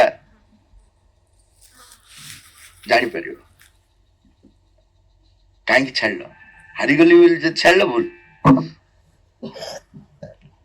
ତେଣୁ ବିଫଳତା ପାଖରେ ଯଦି ତମେ ପ୍ରତ୍ୟାହାର କରୁଛ, ସେଟା ଆଧ୍ୟାତ୍ମିକ ପ୍ରତ୍ୟାହାର ନୁହଁ। କରିବା ନ କରିବାର ଆଗ୍ରହ, ଆମ ଦ୍ୱାରା କାର୍ଯ୍ୟ କରାହଉଛି, ଆମେ କରୁନାହୁଁ, ତେଣୁ କରାଯାଇଥିବା କିମ୍ବା ନ କରାଯାଇଥିବା କାର୍ଯ୍ୟ ଉପରେ ଆମର କୌଣସି ଦାବି ନଥାଏ। ଏସବୁ ଆମକୁ ଯଥାର୍ଥ କାର୍ଯ୍ୟ ଜାଣିବା ପାଇଁ କରିବାକୁ ପଡିବ। ଶିବିର ସମୟରେ ସଦସ୍ୟମାନଙ୍କ ମଧ୍ୟରେ ଭିନ୍ନ ଭିନ୍ନ ମନୋଭାବ ଦେଖାଯାଏ। ଯେଉଁଠାରେ କିଛି ସଦସ୍ୟ ନାଟକ ତଥା ସାଂସ୍କୃତିକ କାର୍ଯ୍ୟକ୍ରମ ପ୍ରତି ଦୃଢ଼ ଆଗ୍ରହ ଦେଖାନ୍ତି ଏବଂ ଅନ୍ୟ କିଛି ସଦସ୍ୟ ସମୂହ ଆଲୋଚନା ଏବଂ ଭାଷଣକୁ ପସନ୍ଦ କରନ୍ତି। ଏପରି ମନୋଭାବ କେତେକ କାର୍ଯ୍ୟକ୍ରମରେ ସମନ୍ୱୟତାକୁ ନଷ୍ଟ କରିଥାଏ। ମୁଁ ଭାବୁଛି ମା ଉଭୟ କ୍ରିୟାକଳାପକୁ ସମାନ ଗୁରୁତ୍ୱ ଦେଇଛନ୍ତି। ସେ ଭାଷଣ ପୂର୍ବରୁ ନୀରବତା ଏବଂ ଏକାଗ୍ରତା ପାଇଁ କହିଥିଲେ, ପୂର୍ଣ୍ଣ ଧ୍ୟାନ ସହିତ ନାଟକ ପ୍ରସ୍ତୁତ କରିଥିଲେ, ଶେଷ ମୁହୂର୍ତ୍ତ ପର୍ଯ୍ୟନ୍ତ ଅଂଶଗ୍ରହଣକାରୀମାନଙ୍କୁ ମାର୍ଗଦର୍ଶନ କରିଥିଲେ। ମୋର ପ୍ରଶ୍ନ ହେଉଛି, ସଦସ୍ୟମାନଙ୍କ ମଧ୍ୟରେ ଗୋଟିଏ କ୍ରିୟାକଳାପ ଉପରେ ଅନ୍ୟ କାର୍ଯ୍ୟକଳାପର ଭିନ୍ନତା କାହିଁକି ରହିଛି ଏବଂ ଆଗାମୀ କାର୍ଯ୍ୟକ୍ରମଗୁଡ଼ିକରେ କେଉଁ ମନୋଭାବ ଗ୍ରହଣ କରାଯିବା ଉଚିତ? ନାଟକ ଓ ଭାଷଣର ଆପେକ୍ଷିକ ଗୁରୁତ୍ୱ ବିଷୟରେ ମାଙ୍କ ସିଧାସଳଖ ମାର୍ଗଦର୍ଶନ କ'ଣ? କାରଣ କେତେକ ନାଟକକୁ ଅଧିକ ଚ୍ୟାଲେଞ୍ଜିଂ ମନେ କରନ୍ତି ଏବଂ ଆଉ କେତେକ ଭାଷଣକୁ ଅଧିକ ଚ୍ୟାଲେଞ୍ଜିଂ ମନେ କରନ୍ତି। ନାଟକ ଏବଂ ସମୂହ ସଙ୍ଗୀତରେ ସାମୂହିକ ପ୍ରୟାସର ମୂଲ୍ୟ କ'ଣ, ଯାହା ପାଇଁ ସୃଜନଶୀଳତା, ସହଯୋଗ ଏବଂ ସମନ୍ୱୟ ଆବଶ୍ୟକ, ଏବଂ ଆମେ ନିଜକୁ ଓ ଅନ୍ୟମାନଙ୍କୁ ଅଧିକ ସଚେତନ ଅଂଶଗ୍ରହଣ ପାଇଁ କିପରି ପ୍ରସ୍ତୁତ କରିପାରିବା, ବିଶେଷ କରି ଯେତେବେଳେ ଅଂଶଗ୍ରହଣକାରୀମାନେ ଗୋଟିଏ ସ୍ଥାନରେ ନଥାନ୍ତି? There are the differing attitudes among members during the camps, where some show a strong affinity for drama and cultural programs, while others prefer group discussions and speeches. This sometimes leads to neglect of one activity for the other, and even discouraging remarks about the seriousness of those who focus on drama versus those who focus on discussions. I think the mother has given importance to both. She asked for silence and concentration before speeches and also prepared dramas with full attention, guiding participants till the last moment. My questions are, why such differences in attitude exist among members regarding one activity over another, and what attitude should be adopted in upcoming programs? What is the mother's direct guidance on the relative importance of drama or play versus speech, and vice versa? Considering that some find drama more challenging while others find speeches more challenging. What is the value of collective effort in drama and group songs, which require creativity, collaboration, and harmony? And how can we best prepare ourselves and others for more conscious participation, especially when participants are not co located? ଏ ଯୋଉ direct ପାଣି କଥା ହଉଛି, ମୋ ପାଖରେ ବହୁତ ପାଣି ଅଛି ଏଠି ସବୁ କହିଲେ, ଆଉ ଅନ୍ୟ ପ୍ରଶ୍ନ ତମେ ଯାଇପାରିବନି, ମୁଁ ପ୍ରଶ୍ନକର୍ତ୍ତାଙ୍କୁ ପଠେଇଦେବି। ବର୍ତ୍ତମାନ ମୁଁ ତାର ସାରାଂଶ କରୁଛି। ଆମ ମଧ୍ୟରେ ମନୋଭାବର ପାର୍ଥକ୍ୟ ଉତ୍ପନ୍ନ ହେବାର କାରଣ, ଆମ ମନୋଭାବରେ ଭିନ୍ନତା ରହିବାର ସାଧାରଣ କାରଣ, ଆମ ମଧ୍ୟରୁ କିଛି ଆଲୋଚନା, ଭାଷଣ ଆଦି ମାନସିକ କ୍ରିୟାକଳାପ ପସନ୍ଦ କରନ୍ତି, ଆଉ କିଛି ନାଟକ, ସଙ୍ଗୀତ, ଚିତ୍ରାଙ୍କନ ଆଦି ପ୍ରାଣିକ କ୍ରିୟାବଳୀକୁ ପସନ୍ଦ କରନ୍ତି। ଅନ୍ୟ କିଛି ଆସନ, ବ୍ୟାୟାମ, ଖେଳ, କସରତ, ଭୌତିକ ଆଦି କ୍ରିୟାକଳାପ ପସନ୍ଦ କରନ୍ତି। ଅବଶ୍ୟ ମନୋଭାବଗତ ପାର୍ଥକ୍ୟ ଯୋଗୁଁ କୌଣସି ସମସ୍ୟା ଉପୁଜେ ନାହିଁ, କିନ୍ତୁ ଯେତେବେଳେ ଆମେ ନିଜ ପସନ୍ଦ ଅପସନ୍ଦ ଅନୁସାରେ କାର୍ଯ୍ୟକଳାପର ଶ୍ରେଷ୍ଠତା ଦାବି କରୁ, ସେତେବେଳେ ପ୍ରକୃତ ଅସୁବିଧା ଆରମ୍ଭ ହୁଏ। ମନୋଭାବ ଅଲଗା ଅଲଗା ରହିବା ଦରକାର। ବଗିଚାରେ ଫୁଲ ଅନେକ ପ୍ରକାର ଥିବା ଦରକାର ନା ଖାଲି ଗୋଟେ ପ୍ରକାର ରହିବା ଦରକାର? ଡ୍ରେସ୍ ସବୁ ଗୋଟେ ଆଗେ ରଖିଛ ନା ବିଭିନ୍ନ ପ୍ରକାର ରଖିଛ? କେତେ ଜଣ ଅତୀତରେ ମା ଲେଖିଛନ୍ତି, କେତେ ଜଣ ଅଛନ୍ତି ସେମାନେ ଭାବୁଛନ୍ତି ବିଶ୍ୱ ସମସ୍ୟା ସମାଧାନ ହେଇଯିବ ଯଦି ସମସ୍ତେ ଗୋଟେ ନିୟମ ପାଳନ କରିବେ, ଗୋଟେ ପ୍ରକାର ଡ୍ରେସ୍ ପିନ୍ଧିବେ, ଗୋଟିଏ ଲାଙ୍ଗୁଏଜ କହିବେ। ମା କହିଲେ ୟାଠୁ ଆଉ ମୂଢତା ଆଉ କିଛି ନାହିଁ, ଭଗବାନ ଏତେ ବୈଚିତ୍ର୍ୟମୟ ସୃଷ୍ଟି କାହିଁକି କଲେ? ତମ ଭଳିଆ ଯଦି ଲୋକ ଗୋଟେ ରହିବ, ସମଗ୍ର ପୃଥିବୀ ବୋର୍ଡମ ହେଇଯିବ। ମା ଲେଖିଛନ୍ତି ଯଦି ଗୋଟିଏ କଲର ରଖିବ, ଗୋଟିଏ ଖାଇବା ପିଇବା ରଖିବ, ତମେ ରଖିପାରୁଛ, ଖାଇପାରୁଛ କି? କହିଲେ ଆଜି ଯଦି ଭାତ ଖାଇଲ, କାଲି ରୁଟି ଦିଅ ଭାଇ, ବୋର ହେଇଗଲେଣି, ଆଉ ଗୋଟେ ଦିନ କିଛି ଗୋଟେ କ୍ଷୀରି କର। ଆଉ ତମେ କହୁଛ ମୁଁ ଗୋଟେ ଅନୁଷ୍ଠାନ ତିଆରି କରି, ଯୋଉ ଅନୁଷ୍ଠାନରେ ସବୁ ସମାନ, ତାଠୁ ଭୟଙ୍କର ପରିଣତି ଆଉ କିଛି ନାହିଁ। ସମସ୍ୟା ଉପୁଜେ ଯେତେବେଳେ ପସନ୍ଦ ଅପସନ୍ଦ ଅନୁସାରେ କାର୍ଯ୍ୟକଳାପର ଶ୍ରେଷ୍ଠତା ଦାବି କରୁ, ସେତେବେଳେ ପ୍ରକୃତ ଅସୁବିଧା ଆସେ। ନାଟକ, ସଙ୍ଗୀତ ଉପରେ ମାଙ୍କର ପ୍ରତ୍ୟେକ ମାର୍ଗଦର୍ଶନ ହଉଛି ପ୍ରାଣ ଜଗତର ଭୂମିକା ନିଶ୍ଚିତ ନିଃସନ୍ଦେହ ଭାବରେ ଗୁରୁତ୍ୱପୂର୍ଣ୍ଣ, କିନ୍ତୁ ଏହା ଅଗ୍ନି ପରି ଯାହା ଆଲୋକ ଉତ୍ତାପ ଦଉଛି ସତ, କିନ୍ତୁ ସାମାନ୍ୟ କୌଣସି ଅବହେଳା ଯୋଗୁଁ ମୁହୂର୍ତ୍ତକରେ ସବୁ କିଛି ପୋଡ଼ି ଜାଳି ନଷ୍ଟ କରିଦଉଛି। ପ୍ରାଣ ଜଗତର ଯୋଉ ଯୋଉ ଜିନିଷ ଆସୁଛି, ତେଣୁ ସବୁକୁ ଗୁରୁତ୍ୱ ଦେଇଛନ୍ତି, କିନ୍ତୁ କୋଉ ଏରିଆରେ ତାର ଉତ୍ସ ଅଛି ତା ଅନୁସାରେ ତାକୁ ନିୟନ୍ତ୍ରଣ ବି କରୁଛନ୍ତି। ଏବେ ମୁଁ ଗୋଟେ ସାଧାରଣ ଜିନିଷ ଆମ ଘରେ ରଖିଥିବି ଆଉ ନ୍ୟୁକ୍ଲିୟର ବମ୍ ରଖିଥିବି, ଦିଟାକୁ ସେମ୍ ଟ୍ରିଟମେଣ୍ଟ କରିବି ନା ନ୍ୟୁକ୍ଲିୟର ବମ୍ ଅଲଗାରେ ପୁରା ସିକ୍ୟୁରିଟିରେ ଭିତରେ ରଖିବି? କାହିଁକି? ସବୁ ତ ମୁଁ ସମାନ ଇମ୍ପୋର୍ଟାନ୍ସ ଦଉଛି। ଏଇ ଧାରଣା ଆମମାନଙ୍କୁ ସମାନ ଅର୍ଥ ହଉଛି ସବୁକୁ ସମାନ ନା। ମା ବହିରେ ଲେଖା ହେଇଛି ସବୁ କିଛି ସମାନ ଦୃଷ୍ଟି ମୁଁ ଦେଖେ କହିକି ତଳେ ଲେଖୁଛନ୍ତି କଣ? କାହାକୁ କାହାକୁ ଉପରକୁ ଉଠେଇ ଦିଏ, କାହାକୁ କାହାକୁ ତଳୁ ପଡେ। ତମେ ବୁଝିବ ଆରେ କି ପ୍ରକାର ସମାନତା? ଯାହାକୁ ତଳକୁ ଯିବାର ଅଛି ତାକୁ ଯଦି ଉପରକୁ ଉଠେଇଦବ ସେଟା ସମାନତା ହବ କି? ଯେ ଉପରକୁ ଯିବାର ଅଛି ତାକୁ ଯଦି ତଳକୁ ଆଣିଦବ। ଜଣେ ଲୋକ କଣ କଲେ ରୋଡରୁ ଅନ୍ଧକୁ ସେପଟେ ନେଇକି ଥୋଇଦେଲେ, ସେ କାନ୍ଦୁଛି। କହିଲେ କଣ ହେଲା? ତାକୁ ତମକୁ ସାହାଯ୍ୟ କଲେ କାନ୍ଦୁଛ କାହିଁ? ମୁଁ ୟାର ଯିବାର ନଥିଲା। ଇଏ ସାହାଯ୍ୟ ନାରେ ଗୁରୁ ତାକୁ କହିଛନ୍ତି ଅନ୍ଧ ବ୍ୟକ୍ତିକୁ ଆର ଶାଢୀକୁ ନେଇଯିବ, ନେଇଗଲା। ଗୁରୁତ୍ୱର ଅର୍ଥ ସେୟା ନୁହଁ। ଗୁରୁତ୍ୱର ଅର୍ଥ ତାର ସ୍ଥିତିକୁ ନେଇକି ତମ ଭିତରେ ଯଥେଷ୍ଟ ଧାରଣା ରହିବ, ସେ ଅନୁସାରେ ତାକୁ ମ୍ୟାନେଜ କରିବ। ମା ଡ୍ରାମା ଏସବୁ ଜିନିଷରେ କାହିଁକି ଅଧିକ ସମୟ ଦଉଥିଲେ? କାରଣ କଣ, ସେ ବେଶୀ ଯେତିକି ଶିଖାଇବା ପାଇଁ ଥିଲା ତାଠୁ ଅଧିକ ବିପଦ ଥିଲା ବୋଲି ପାଖରେ ଥିଲେ। ସେଇଟା କିଏ ଜାଣିନି, ଆଶ୍ରମରେ କିଏ ବି ଜାଣିନାହାନ୍ତି। ଯେତିକି ତାକୁ ଗୁରୁତ୍ୱ ଦଉଥିଲେ କରିବା ପାଇଁ ବୋଲି, କିନ୍ତୁ କଲା ବେଳକୁ ଯଦି ପିଲାଟା ନିଆଁ ପାଖରେ ବସିଛି, ମା ସେଠୁ ପାଖରେ ଉଠିଯିବ କି? ଆଉ କୋଉଠି ଥିଲା ହଁ ଠିକ ଅଛି ଚଳିବ। କାହିଁକି ନିଆଁକୁ ଯେତିକି ଗୁରୁତ୍ୱ ଦଉଛ ପାଣିକୁ ସେତିକି ଗୁରୁତ୍ୱ କାହିଁକି ନିଆଁ ପାଖରେ ଜଗିକି ବସିଛ? କାରଣ ବିପଦପୂର୍ଣ୍ଣ। ତେଣୁ ପ୍ରାଣ ଜଗତର ଉତ୍ସରେ ଯୋଉ ଜିନିଷ ଯାକ ଆରମ୍ଭ ହେଇଥାଏ, ମା ସେଥିରେ ଲେଖିଛନ୍ତି ରାଜନୀତି, କଳା, ଡ୍ରାମା ଆଉ ଟିକେ ତଳକୁ, କାରଣ ସେ ଏକ୍ଜିବିଟ କରୁଛି। କଳାରେ ଯେତିକି ଅଛି ତାଠୁ ଆହୁରି ଡେଞ୍ଜର ହଉଛି ଡ୍ରାମାରେ। ଏଇ ସବୁ ବାଣୀ ଅଛି, ପଢୁନ କି? ପ୍ରୋବ୍ଲେମ ହଉଛି ସେଠି। ସାଙ୍ଗେ ସାଙ୍ଗେ ଆମ ଭିତରେ ରିଆକ୍ସନ ଆସିଯାଉଛି ଯେ ଆମକୁ ବିରୋଧ କରାହଉଛି କି ଆମ ଭାଇ ଆରମ୍ଭ କରିଥିଲେ, ଭାଇ ହିଁ ବିରୋଧ କରୁଛନ୍ତି। ଆରେ ଆରମ୍ଭ କଲି ଆବଶ୍ୟକ ବୋଲି, ବିରୋଧ କରିନି, ଆକ୍ଚୁଆଲି ନିୟନ୍ତ୍ରଣ କରିବେ, ସେଟାକୁ ତମେ ବିରୋଧ ବୋଲି। ନାଟକ ସଙ୍ଗୀତ ଉପରେ ମାଙ୍କର ପ୍ରତ୍ୟେକ ପ୍ରାଣ ଜଗତର ଭୂମିକା ନିଃସନ୍ଦେହରେ ବହୁତ ଗୁରୁତ୍ୱପୂର୍ଣ୍ଣ ଅଟେ। କିନ୍ତୁ ଏହା ଏକ ଅଗ୍ନି ପରି, ଯାହା ଆଲୋକ ଉତ୍ତାପ ଦଉଛି ସତ, କିନ୍ତୁ ସାମାନ୍ୟ କୌଣସି ଅବହେଳା ଯୋଗୁଁ ମୁହୂର୍ତ୍ତରେ ସବୁ କିଛି ଛାରଖାର ହେଇଯାଉଛି। ଏହି କାରଣରୁ ମା ଶ୍ରୀ ଅରବିନ୍ଦ ପ୍ରାଣ ଜଗତ ସହିତ ଜଡ଼ିତ ରାଜନୀତିରେ ସାମିଲ ହେବା, ପ୍ରାଣାୟାମ କରିବା, କଳା ନାଟକ ଆଦି କରିବାରେ ବହୁତ ସତର୍କ ବାଣୀ ଦେଇଛନ୍ତି।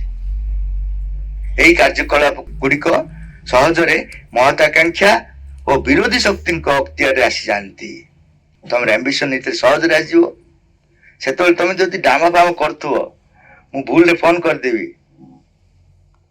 ସେ ଯିଏ ବି ହଉ, ବିଜି ଅଛି ଗୋଟେ ମୋର ଗୁରୁତ୍ୱପୂର୍ଣ୍ଣ କାର୍ଯ୍ୟରେ ଡିଷ୍ଟର୍ବ କରୁଛି, ମହତାକାଂକ୍ଷା ସିଧା ପଶିଯାଇଥିବ। ଯେମିତି ପୃଥିବୀକୁ ତିଆରି କରିଦେଲା ବେଳେ ତମକୁ ଲାଗେ, ନାଟକଟା ଯୋଉ ତିଆରି କରୁଛ ନା, ପୃଥିବୀକୁ ତିଆରି କରିଦେଉଛୁ ସେମିତିଆ ଲାଗିବ। ସାଙ୍ଗେ ସାଙ୍ଗେ ପଶିଯିବ ତା ଭିତରେ, ନିଦ ଲାଗୁଥିଲେ ବି ଲାଗିବନି। ବିରୋଧୀ ଶକ୍ତିଙ୍କ ହତ୍ୟାରେ ଆସିଯାଆନ୍ତି।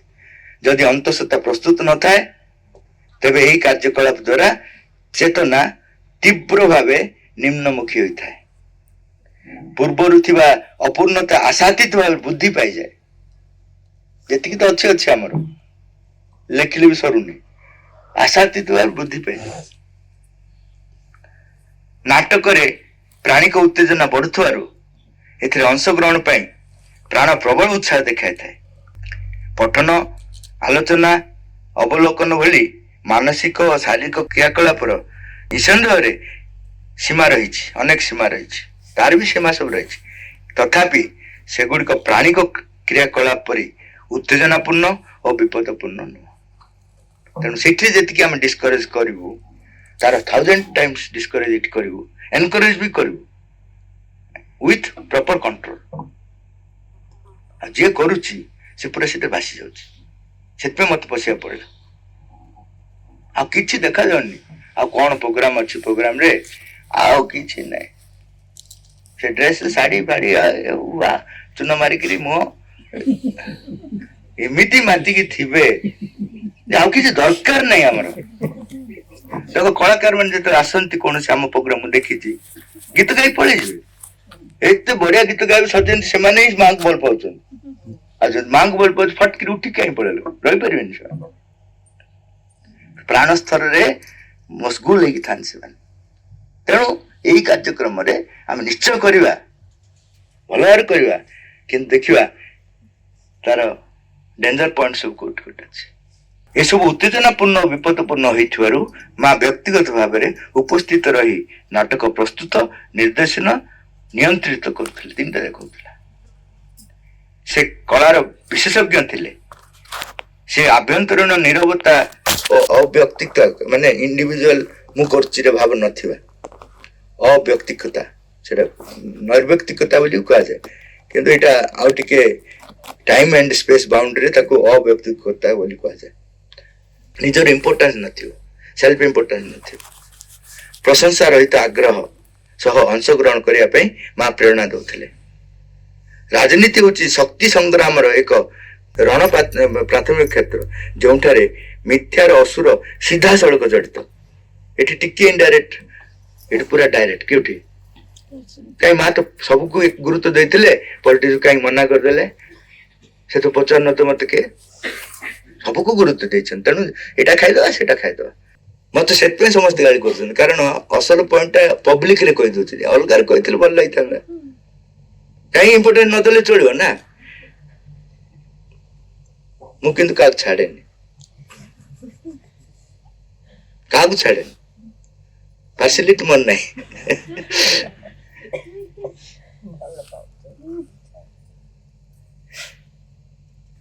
प्राणायाम उपरे कम गुरुत्व देवार कारण होछि यह शुद्ध और अशुद्ध उभय सुप्त शक्ति को जागृत कर दिए आमे जदि शुद्धिकरण हेइनु आ प्राणायाम आरंभ कर देलु तम भितर जदि केते भल गुण अछि से तो बढ़ियो खराब गुण अछि से भी बढ़ियो अच्छा तम भितर भल गुण बेसी ना खराब गुण बेसी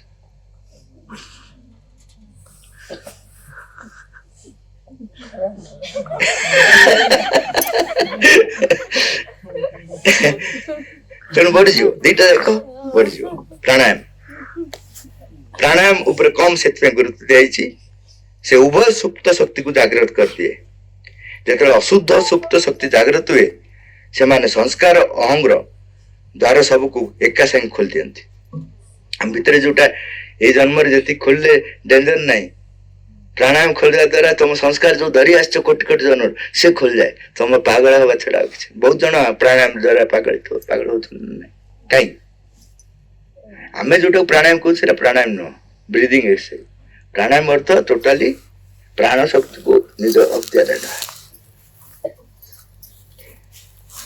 से माने संस्कार अहंग्र द्वार सब एका संग खोल दियंती तेणु प्राणायाम को पर्याप्त ज्ञान और मार्गदर्शक और सुरक्षार सहित अभ्यास करा उचित आउ गोटे माइनस पॉइंट होची प्राणायाम शरीर रे तार स्थायी प्रभाव रहिबा श्री अरविंद लिखिचंती मु प्राणायाम जेतल करथली सब ठीक चलतला जेतल छाड़ देली पुनी बैक करि गेला मै कम इन सर जेतल मन नेतृत्व ने प्राणी को कार्यकलाप पर विपद कमी जाय थाए किंतु किछि परिमाण रे समन्वय आस्ताय सत तीव्रता हराइबा जोगु साधारण स्तर रे उत्साह कमी जाए एवं मनकर ड्रामा भीतर मु पसी गली मां या कहचंती से कहचंती ए पैंडल्ड भारत फर्स्ट तुम एरिया अलगा आमे केते इंटरेस्टिंग डियाडी कला बळको एबे नेक्स्ट टाइम मु बसिले से माने से बळा हेबे निसे ना किंतु भीतर थिबा ए आसी गला काई कोठु भाई बसचंद टी केयरफुल हवा नहीं जिते मन नेतृत्व ने प्राणी को कार्यकलाप विपद कमी जाए और किसी परिमाण रे समन्वय आस जाए सत किंतु तीव्रता हराइबा जोगु साधारण स्तर उत्साह कमी जाए जार साइकिक खोल जाए ताकू भल लगे आरंभ करियो कला संगीत किंबा नाटक मनोरंजन पाई नुहे डिफाइन करछन माइंड हम मनोरंजन पे रख मनोरंजन कार्यक्रम अछि कि गो ड्रामा कर मनोरंजन कार्यक्रम पाई नुहे कौन पाई परम सामूहिक चेतनार प्रयोगशाला पे उद्दिष्ट प्राण स्तर जो चेतना रूपांतर पे प्रस्तुत हो एटा गोटे सर्वोत्कृष्ट उपाय तो ठीक भाव कर सामूहिक कलात्मक कार्यकलाप एपरी क्षेत्र प्रदान करे जोठारे व्यक्ति माने शिखी पारिबे निजको गढ़ी पारिबे जेतेबेले नाम जस और प्रतिष्ठा पाइबार इच्छारू एक मंदिर निर्मित हुए सेतेबेले मो भितरे एक प्रश्न उठे अहंग्र जन्मित कार्य अंशग्रहण करने केते दूर ठीक तापरे आउ एक चिंता आसे हुए तो ईश्वर तांका उद्देश्य पाई अहं को मध्य व्यवहार करि पारंती अहंग्र प्रभाव ଧୀରେ ଧୀରେ କମିଯାଇ ପରିଶେଷରେ ରହେ ନାହିଁ, କିନ୍ତୁ ମନ୍ଦିର କାର୍ଯ୍ୟଟି ରହିଯାଏ। ଏହି ଧାରଣାଗୁଡ଼ିକ ମଧ୍ୟରୁ କେଉଁଟି ସତ୍ୟର ନିକଟତର? When a temple is built out of the desire for name and recognition, a question arises within me: how far is it right to take part in a work born of ego? Then another thought comes: perhaps the divine uses even ego for his purpose. The ego passes, but the work remains. Which of these perceptions is nearer to the truth? ସବୁଥିରେ କିଛି କିଛି ସତ୍ୟତା ରହିଛି। ପ୍ରଥମ କଥା ହେଲା ମନ୍ଦିର ଯୋଉଭଳି ଭାବେ କରିଥାଉ ନା କାହିଁକି ତା ଷ୍ଟ୍ରକ୍ଚରାଲ ପ୍ରେଜେନ୍ସଟା କିଛି ଆଧ୍ୟାତ୍ମିକ ପ୍ରେଜେନ୍ସ ଆଣେ ହେଲା। ତା ଷ୍ଟ୍ରକ୍ଚରାଲ ଗୋଟେ ରହିଛି। ସେ ଅତୀତରେ ଏବେ ମା ଯୋଉ ଓମ୍ ଉଚ୍ଚାରଣ କଲେ ଜାପାନରେ, ଅନ୍ୟମାନେ ଉଚ୍ଚାରଣ କରୁଥିଲେ, ମା ଦେଖିଲେ ଲାଇଟ୍ ଚାରିଆଡେ ଜଳୁଛି। ଅର୍ଥ ଓମ୍ ଶବ୍ଦରେ ହିଁ ରହିଛି। କିଏ ଉଚ୍ଚାରଣ କରୁଛି ସେଟା ଗୁରୁତ୍ୱପୂର୍ଣ୍ଣ ନୁହଁ। ଏଇଟା କିଏ ଉଚ୍ଚାରଣ କରୁଛି ସେଟା ବି ଗୁରୁତ୍ୱପୂର୍ଣ୍ଣ, ସେଟା ଆଉ ଗୋଟେ। ଏ ଦିଟାକୁ ନେଇକି କାମ। ପ୍ରଥମ କଥା ହଉଛି ସେ ମନ୍ଦିର କରୁଛି, କିଏ କରୁଛି, ତା ଅନୁସାରେ ତା ଭିତରେ ଦିବ୍ୟ ଚେତନା କିଛି ନା କିଛି ରହିବ। କିନ୍ତୁ ଜଣେ ଯଦି ମହାପୁରୁଷ କରିବେ, ସେ 99 କୁ ଉଠିଗଲା ବେଳକୁ ଇଏ 2-3 ରହିବେ।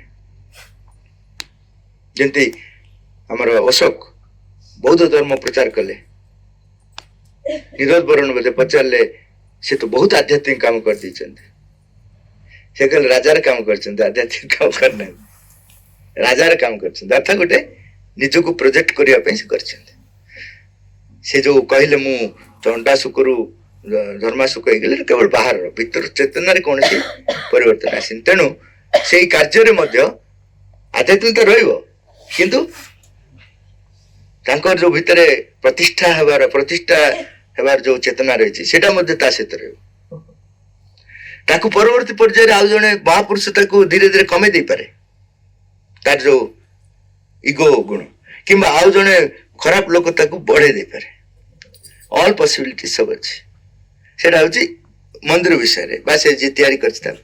ତମ ବିଷୟରେ ହଉଛି ତମ ଭିତରେ କେତେ ପ୍ରେରଣା ଜାଗ୍ରତ ହେଇଛି। ତମେ ଇଣ୍ଟୁସନରୁ ଦଉଛ ନା ଦୟା କରିକି ଦଉଛ ନା ଦେଖେଇବା ପାଇଁ ଦଉଛ, ତା ଅନୁସାରେ ତମେ ଯଦି ପ୍ରକୃତରେ ଜଣେ ଆଧ୍ୟାତ୍ମିକ ବ୍ୟକ୍ତି କିଛି ତିଆରି କରିଛି, ତାକୁ ଯୋଉ ଦେଲ, ତମର ଯଦି ମନୋଭାବ ଠିକ ଅଛି, ତାହେଲେ ତା ଭିତରେ ଯୋଉ 90% ଅଛି, ମାନେ ମହାପୁରୁଷ କରିଥିବା କାର୍ଯ୍ୟ, ଜଣେ ଯଦି ସାଧାରଣ ଲୋକ କରିଛି, ତା ଭିତରେ ଯୋଉ 2% ତମ ମନୋଭାବ ଯୋଉ ଠିକ ଅଛି, ତାହେଲେ ସେଠି ଯେତିକି ଅଛି ସେତିକି ନବ। ମାର୍କେଟକୁ ଗଲ, ମାର୍କେଟରେ ଯେତିକି ପରିବା ଅଛି ସେତିକି ନବ ନା ତମ ପାଖରେ ଲକ୍ଷ ଟଙ୍କା ଅଛି ବୋଲି ବେଶୀ ମିଳିଯିବ ତମକୁ?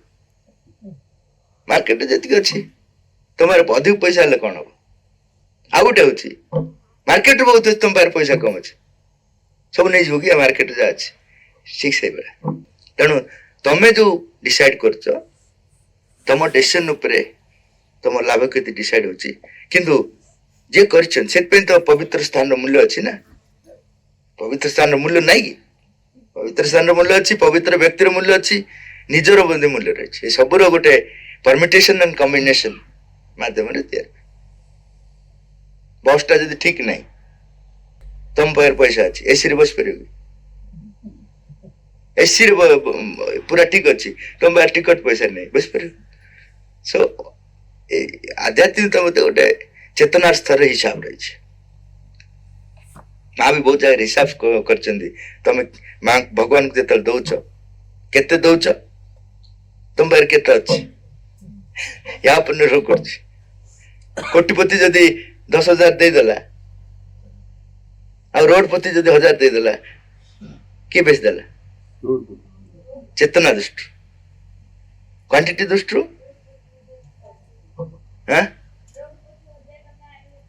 ତମକୁ ମାଗିଥିବ ନିଶ୍ଚୟ, ନାଇଁ? ରୋଡପତି ଅର୍ଥ ଆମେ ସବୁ, ଆମ ପାଖରେ 1,000 ଟଙ୍କା ନାଇଁ କି? ବୁଝିପାରିଲ? ରୋଡପତି ଅର୍ଥ ଆମର କେତେବେଳେ କଣ ହବ ଠିକ ନାହିଁ। ତେଣୁ କଥାଟା ହଉଛି ଯେ କିଏ କେତେ ଦଉଛି, ତାର ସ୍ଥିତି କଣ, ए दीटा को देख कर रूपांतर कार्य कैलकुलेशन को जीव मु जदि करोड़पति से अनुसार मोर चेतना दृष्टि मु केते दउची मोर सामर्थ्य दृष्टि केते दउची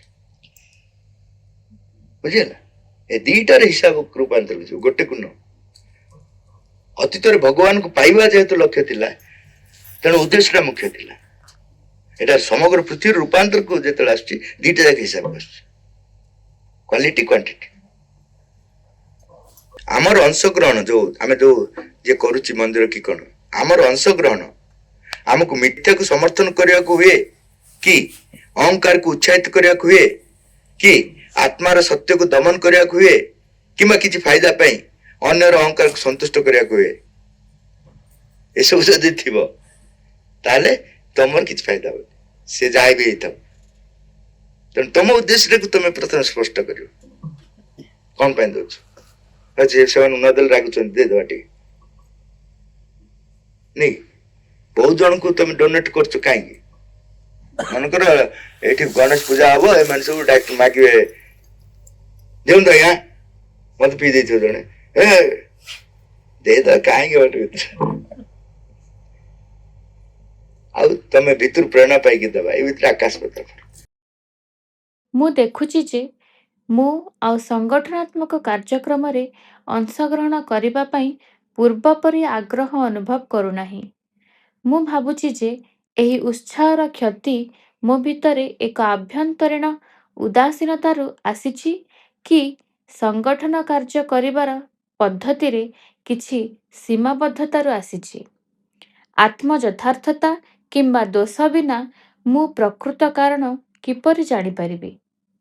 ମୋ ଭିତରେ କେଉଁ ଆଭ୍ୟନ୍ତରୀଣ ମନୋଭାବ କିମ୍ବା ଆନ୍ଦୋଳନ ପରିବର୍ତ୍ତନ ହେବା ଆବଶ୍ୟକ ଯାହାଦ୍ୱାରା ମୋର ଅଂଶଗ୍ରହଣ ଅଧିକ ସଚ୍ଚୋଟ ଏବଂ ଜୀବନ୍ତ ହୋଇପାରିବ? ଏବଂ ଯଦି କୌଣସି ପରିବର୍ତ୍ତନ ଥାଏ ତେବେ ସଂଗଠନକୁ ପ୍ରକୃତ ଆଗ୍ରହ ସମନ୍ୱୟ ଏବଂ ସାମୂହିକ ସମ୍ପର୍କ ଜାଗ୍ରତ କରୁଥିବା ଏକ ପରିବେଶ ସୃଷ୍ଟି କରିବାରେ ସାହାଯ୍ୟ କରିପାରିବ?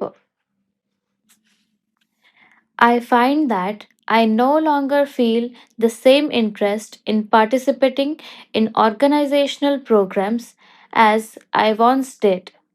I wonder whether this loss of enthusiasm comes from an inner indifference in myself or from certain limitations in the way the organization functions. How can I discern the true cause without self justification or blame?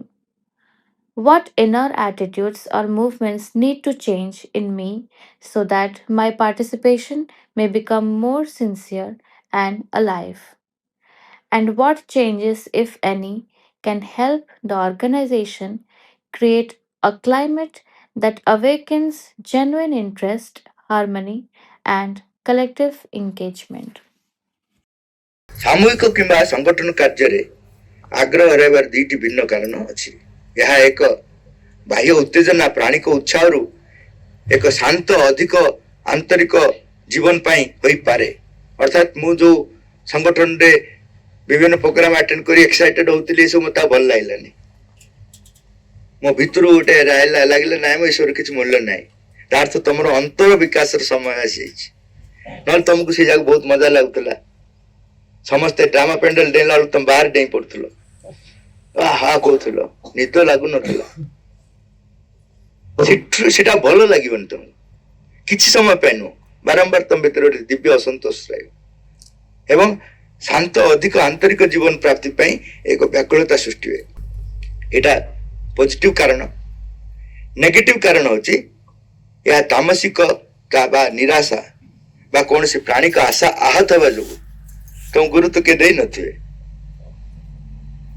गाली करियो ना नहीं array कौन काम करछो काली कहथिलो बढ़िया गुरुत्व दिया आइतला आज देलेनी ए मां काम के करना से कहनी न पाइला पड़ खट्टा अंगुर खट्टा बोली बिलुआ पड़ेला डेला डेला डेला से टिकी ऊपर रहेला काम एटा खट्टा जा किए खाइबो तामसिकता बा निराशा बा कौन से प्राणी का आशा आहत बा जो सृष्टि पारे विवेचनार प्रकृति चाबिकाठी बाह्य जुक्ति द्वारा नुह बरं आंतरिक स्थिति उपर रही बाहर तुम कही पारनी तुम स्थिति तुम निजे जान जदि प्रत्याहार अर्थ उड्र करवा भारीपण निंदा चिड़चिड़ा विचार किंबा क्लांति आने तेबे यह अनुचित पदक्षेप बोली जान जदि प्रत्याहार नीरवता स्पष्टता एकाग्रता आने और मां सह निबिड़ता बढ़ाई थाए तेबे यह चेतनार एक प्रकृत आंतरिक मोड़ को सूचना दिए अर्थ से तुम आउ गोटे प्रकार जीवन पे रास्ता पाइगल छक जगह संगठन गुड़िक निजे यही मार्ग को समर्थन किंबा बाधा दे पारती संगठन जो मैंने अच्छा निर्भर कर जन भाइटाल लीडर जब अच्छी समर्थन कर तुम प्राणिक जिन स्पिरिचुअल अच्छी से मुक्त हो प्रेरणा दो एक सामूहिक परिवेश जहाँ कठोर अहंकार चालित कि आनुष्ठानिक अटे ताहा जीवंत अभिप्सा पानी ढाली दी था रिजिड फॉर्मेशन जो रही अहंकार चालित कि आनुष्ठानिक कि कठोर कठोर अर्थ जो रिजिडिटी भर्ती अच्छी ये सब कौन करे से अविश्वार अग्नि रे पानी ढाल दिए मोर निम्न चेतना अच्छी बा मु निम्न चेतनार व्यक्ति एपरी अनुभव न करी निम्न चेतना बाहर मो भीतर प्रवेश करी मते प्रभावित करुची एपरी अनुभव करवा साक्षी भाव स्थिति उत्पन्न करे एवं प्रत्याहार को चिन्हिबा पई सामर्थ्य दिए तुम जो प्रत्याहार करछ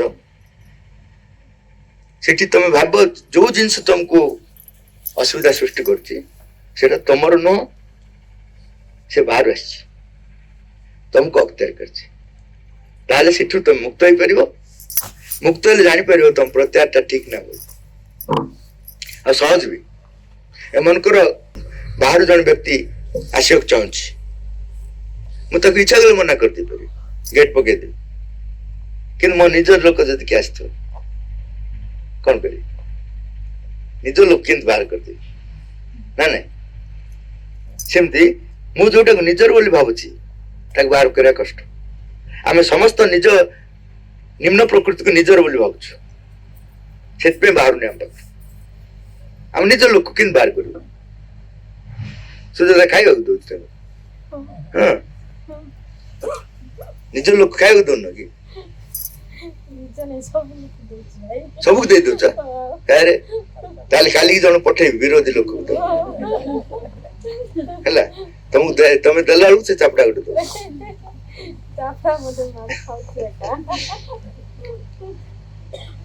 तेणु जो जिनस निम्न प्रकृति आमर नुह यहाँ अनुभव काशिया पड़े मत जन पचारे केमती मु कहली देख तुम रागी पार कि तुम भीतर राग अच्छे ना हाँ तुम ना हाँ रागिल हसिल सब तुमको ए साई साई हस कहली कि कारण हसटा तुम निजर दिव्य प्रकृति सब तुम निजर निम्न प्रकृति सब बाहर आसी तुम भितर आरोपित कराई ये अनुभवटा पाईगले बाहर करवा भी सहज आम भितर किछि ठीक नहीं बोली ग्रहण करवा संगठन त्रुटि को अस्वीकार करे नहीं मैंने आम भितर जब आम भूलटा को जापारू ता अर्थ नुह जे संगठन त्रुटि ना संगठन भी त्रुटि अच्छी किंतु यह कौन जनाऊँ आम निज त्रुटि को देखुचु ना यह केवल अहंकार महत्वाकांक्षा मतामत आदि आभ्यंतरण संशोधन को गुरुत्व दिए आम भीतर जिनस को आम संशोधन करने गुरुत्व दौचु तेणु आम कथा प्रथम कहूँ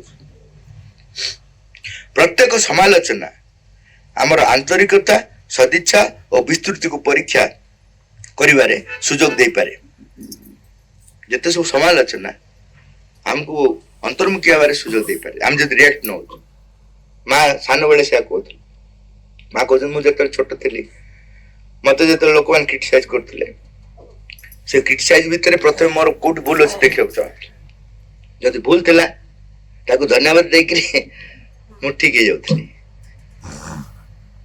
आ जदि भूल नथिला ତାହେଲେ ତାକୁ କହିବାର କିଛି ନାହିଁ। ମୁଁ ତ ଜାଣିଛି ମୁଁ କିଏ କେବେ କାହିଁ କହିବି। ମାଙ୍କର ଏଇ ଜିନିଷ ଥିଲା। ଏ ସୂର୍ଯ୍ୟକୁ ଯଦି ତମେ ଅନ୍ଧ ବୋଲି କହିଲ, ତୋର ଆଲୋକ ନାହିଁ, ସୂର୍ଯ୍ୟ ରାତିରେ କାନ୍ଦିବ କି? ମତେ ମୋ ଭଳିଆ ଲୋକ କହୁଛି ଆଲୋକ ନାହିଁ ବୋଲି କହୁଛି, କାନ୍ଦିବ କି? ସେ ଆମ ଉପରେ ଦୟା କରିବ। ମତେ ଯଦି ତୁ ଦେଖିପାରୁନୁ ତାହେଲେ ଆଉ କାହାକୁ ଦେଖିପାରିବ? ସେମିତି ତମେ ଯେତେବେଳେ ନିଜକୁ ଜାଣିଦେଲ ମୁଁ ଏଇଆ, ତାହେଲେ କିଏ କଣ କହୁଛି ତାପରେ ଗୁରୁତ୍ୱ ନାହିଁ। ଆଉ ଯଦି ସେ କହିଛି ସେ ଭିତରେ କିଛି ସତ୍ୟତା ଅଛି, ଚେଞ୍ଜ ହେଇଯିବ। କିନ୍ତୁ ଆମେ କେମିତି ସେ ପିମ୍ପୁଡି ବେଳେ ଜଣେ ଲୋକ ଥିଲା, ସେ ହଠାତ୍ ଭାବି ନେଲା ଯେ ମୁଁ ଗୋଟେ ପିମ୍ପୁଡି ହେଇଗଲି ବୋଲି। ସେଥିପାଇଁ ଘର ଭିତରେ ଲୁଚିଲା, ଅଫିସ ଗଲାନି। କଣ ହେଲା ନା କୁକୁଡ଼ା ଖାଇଦବ, ମୁଁ ପିମ୍ପୁଡି ନା। ତାକୁ ବାଧ୍ୟ କରିକି ହସ୍ପିଟାଲ ନେଲେ, ସାଇକୋଲୋଜିକାଲ ହସ୍ପିଟାଲ।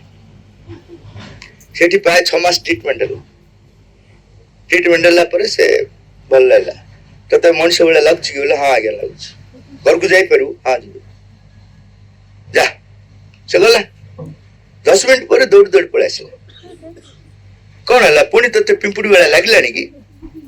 ସେ କହିଲା ନାଇଁ, ମୁଁ ଜାଣିଲି ଯେ ମୁଁ ମଣିଷ, କିନ୍ତୁ ସେ କୁକୁଡ଼ା ଜାଣିଛି କି ସେ ଭୁଲରେ ଖାଇଦବ ମାନେ? ଆରେ କେମିତି ଖାଇବ? ଜାଣିଲେ ବି କେମିତି ଖାଇବ? ଆମେ ସେମିତି। ଆମେ ଯଦି ନିଜେ ଜାଣିଛୁ ଆମେ କିଏ, କିଏ କଣ କହିଲା ତାକୁ ନେଇ ରାତିରେ ନିଦ କାହିଁକି ହଉନି? ସେଇଭଳିଆ ପାଗଳ ଆମେ ସବୁ। ଆମର ପସନ୍ଦ ଅପସନ୍ଦ ରହିପାରେ, କିନ୍ତୁ ସେଗୁଡିକ ଆଉ ସତ୍ୟର ମାପକାଠି ଭାବରେ ଗ୍ରହଣ କରାଯିବା ଉଚିତ ନୁହଁ।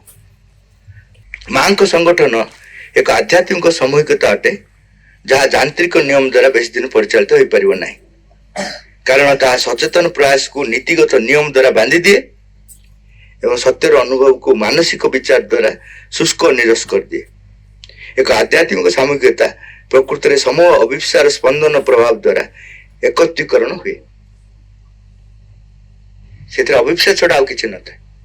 ଅଭିପ୍ସା ଦ୍ୱାରା ମାନେ ସମୂହ ସ୍ତରରେ, କାରଣ ଜଣଙ୍କର ଅଭିପ୍ସା ଚେଞ୍ଜ କରିପାରିବନି।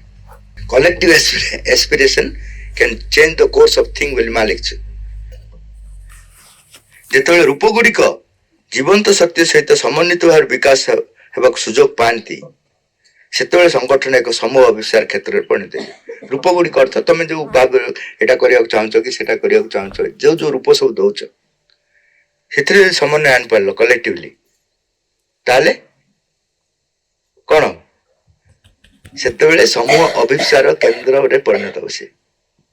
ସେତିକି ଦିନ ଯାଏ ସେ ଖାଲି ଫିଜିକାଲି ଆମେ ଗୋଟେ ଆଶ୍ରମ କରୁଛୁ, କିନ୍ତୁ ଆମର ସମୂହ ଅଭିପ୍ସା କେନ୍ଦ୍ର ହେଇନି।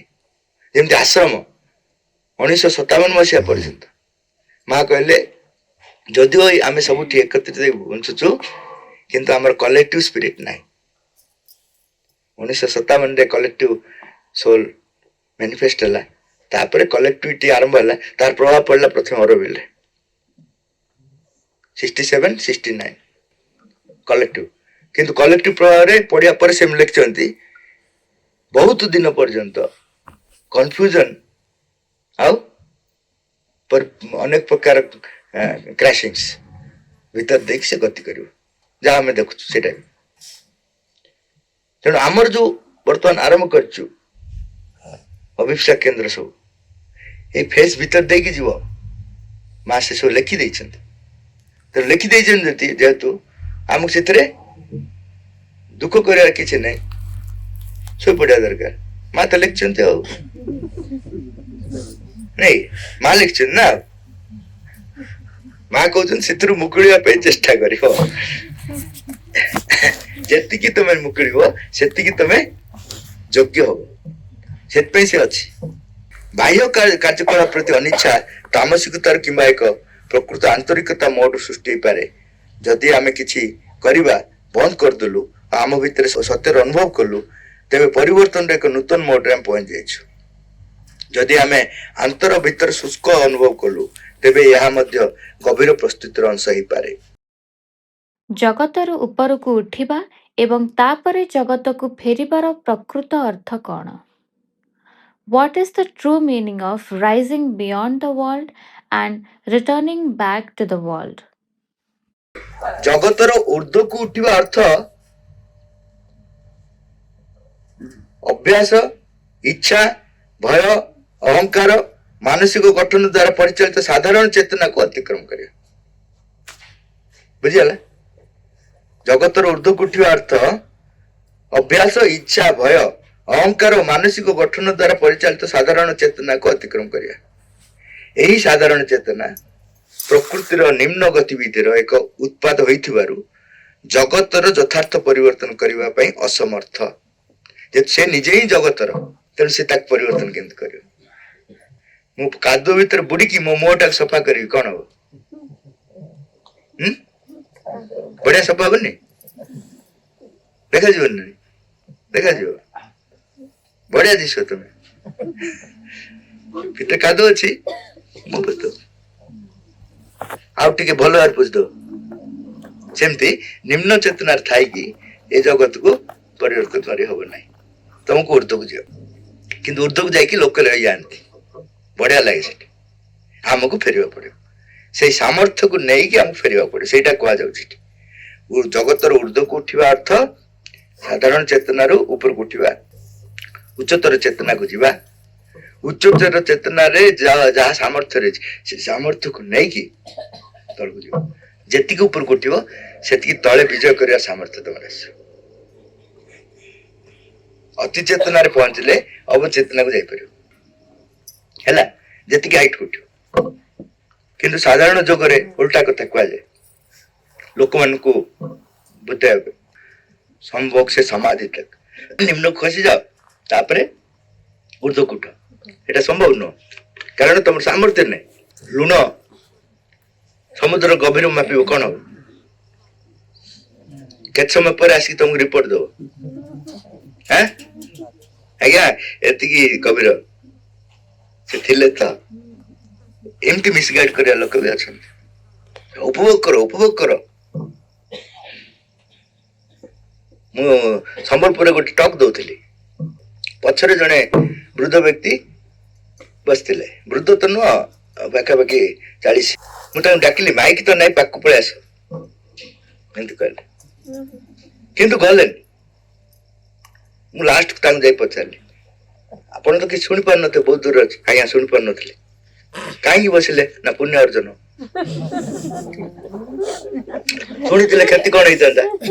ମୁଁ ପଚାରିଲି, ଶୁଣିଥିଲେ କ୍ଷତି କଣ? ନା ଆପଣଙ୍କ ଭଳିଆ ଯଦି ପ୍ରେରଣା ଆସିବ ବୋଲେ ସଂସାର କିଏ ଉପଭୋଗ କରିବ? ମୁଁ ବହୁତ କେୟାରଫୁଲ ଭାଇ,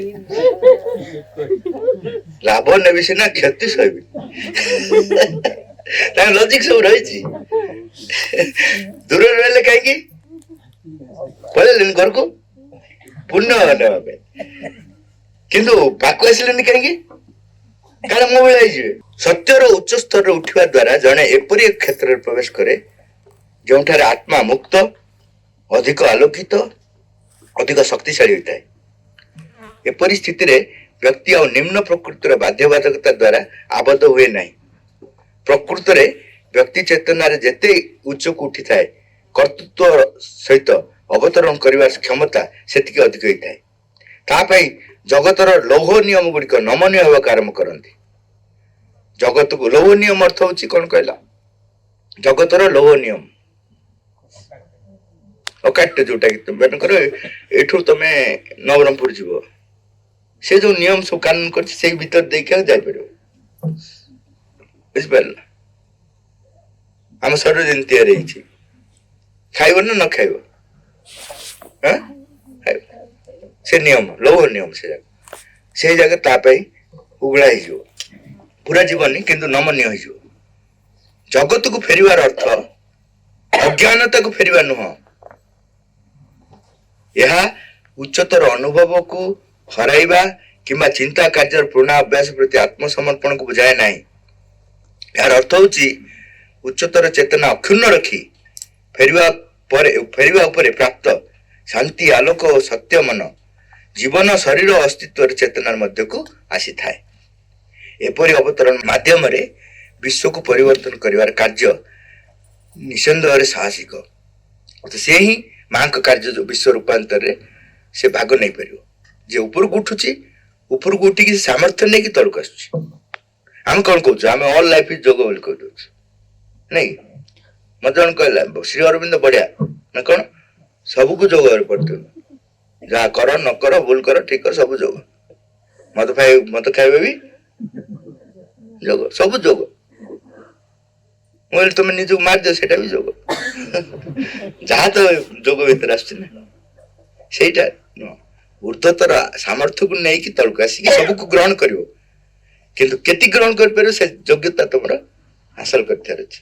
ମୁଁ ପେସେଣ୍ଟକୁ ଟ୍ରିଟମେଣ୍ଟ କରିବି ବୋଲେ ମୋର ଯୋଗ୍ୟତା କଣ? ଡକ୍ଟର ନ ହେଇକିରି ଯଦି କାଟିଦେବି, ମଣିଷ ସେବା କରୁଛି, ସେଟା କଣ ମୂର୍ଖାମି ନା କଣ? ମୁଁ ଡାକ୍ତର ନ ହେଇକିରି ଜଣଙ୍କ ସେବା କରୁଛି, ରାସ୍ତାରେ ପଡିଛି ବିଚରା, ସେ କେବେ ମରିବା କଥା ଏବେ ମାରିଦେବି ନାଇଁ କି?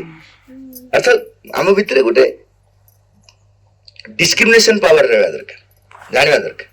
ଯେମିତି ଗୋଟେ ବସ୍ ଯାଉଥିଲା ଅନ୍ଧ ବଧିର ସ୍କୁଲ ବାଟ ଦେଇକିରି, ସେଠି ସେମାନେ ଛିଡା ହେଇଥିଲେ, ବସ୍ ରଖିଲା, ସେମାନେ ଚଳିଲେ, ଲୋକମାନଙ୍କର ବହୁତ ଦୟା ହେଲା, ସେମାନେ ଉଠି ପଡିଲେ ଆଉ ସେମାନଙ୍କୁ ଜାଗା ଦେଇଦେଲେ, ଡ୍ରାଇଭରର ବି ଦୟା ହେଲା।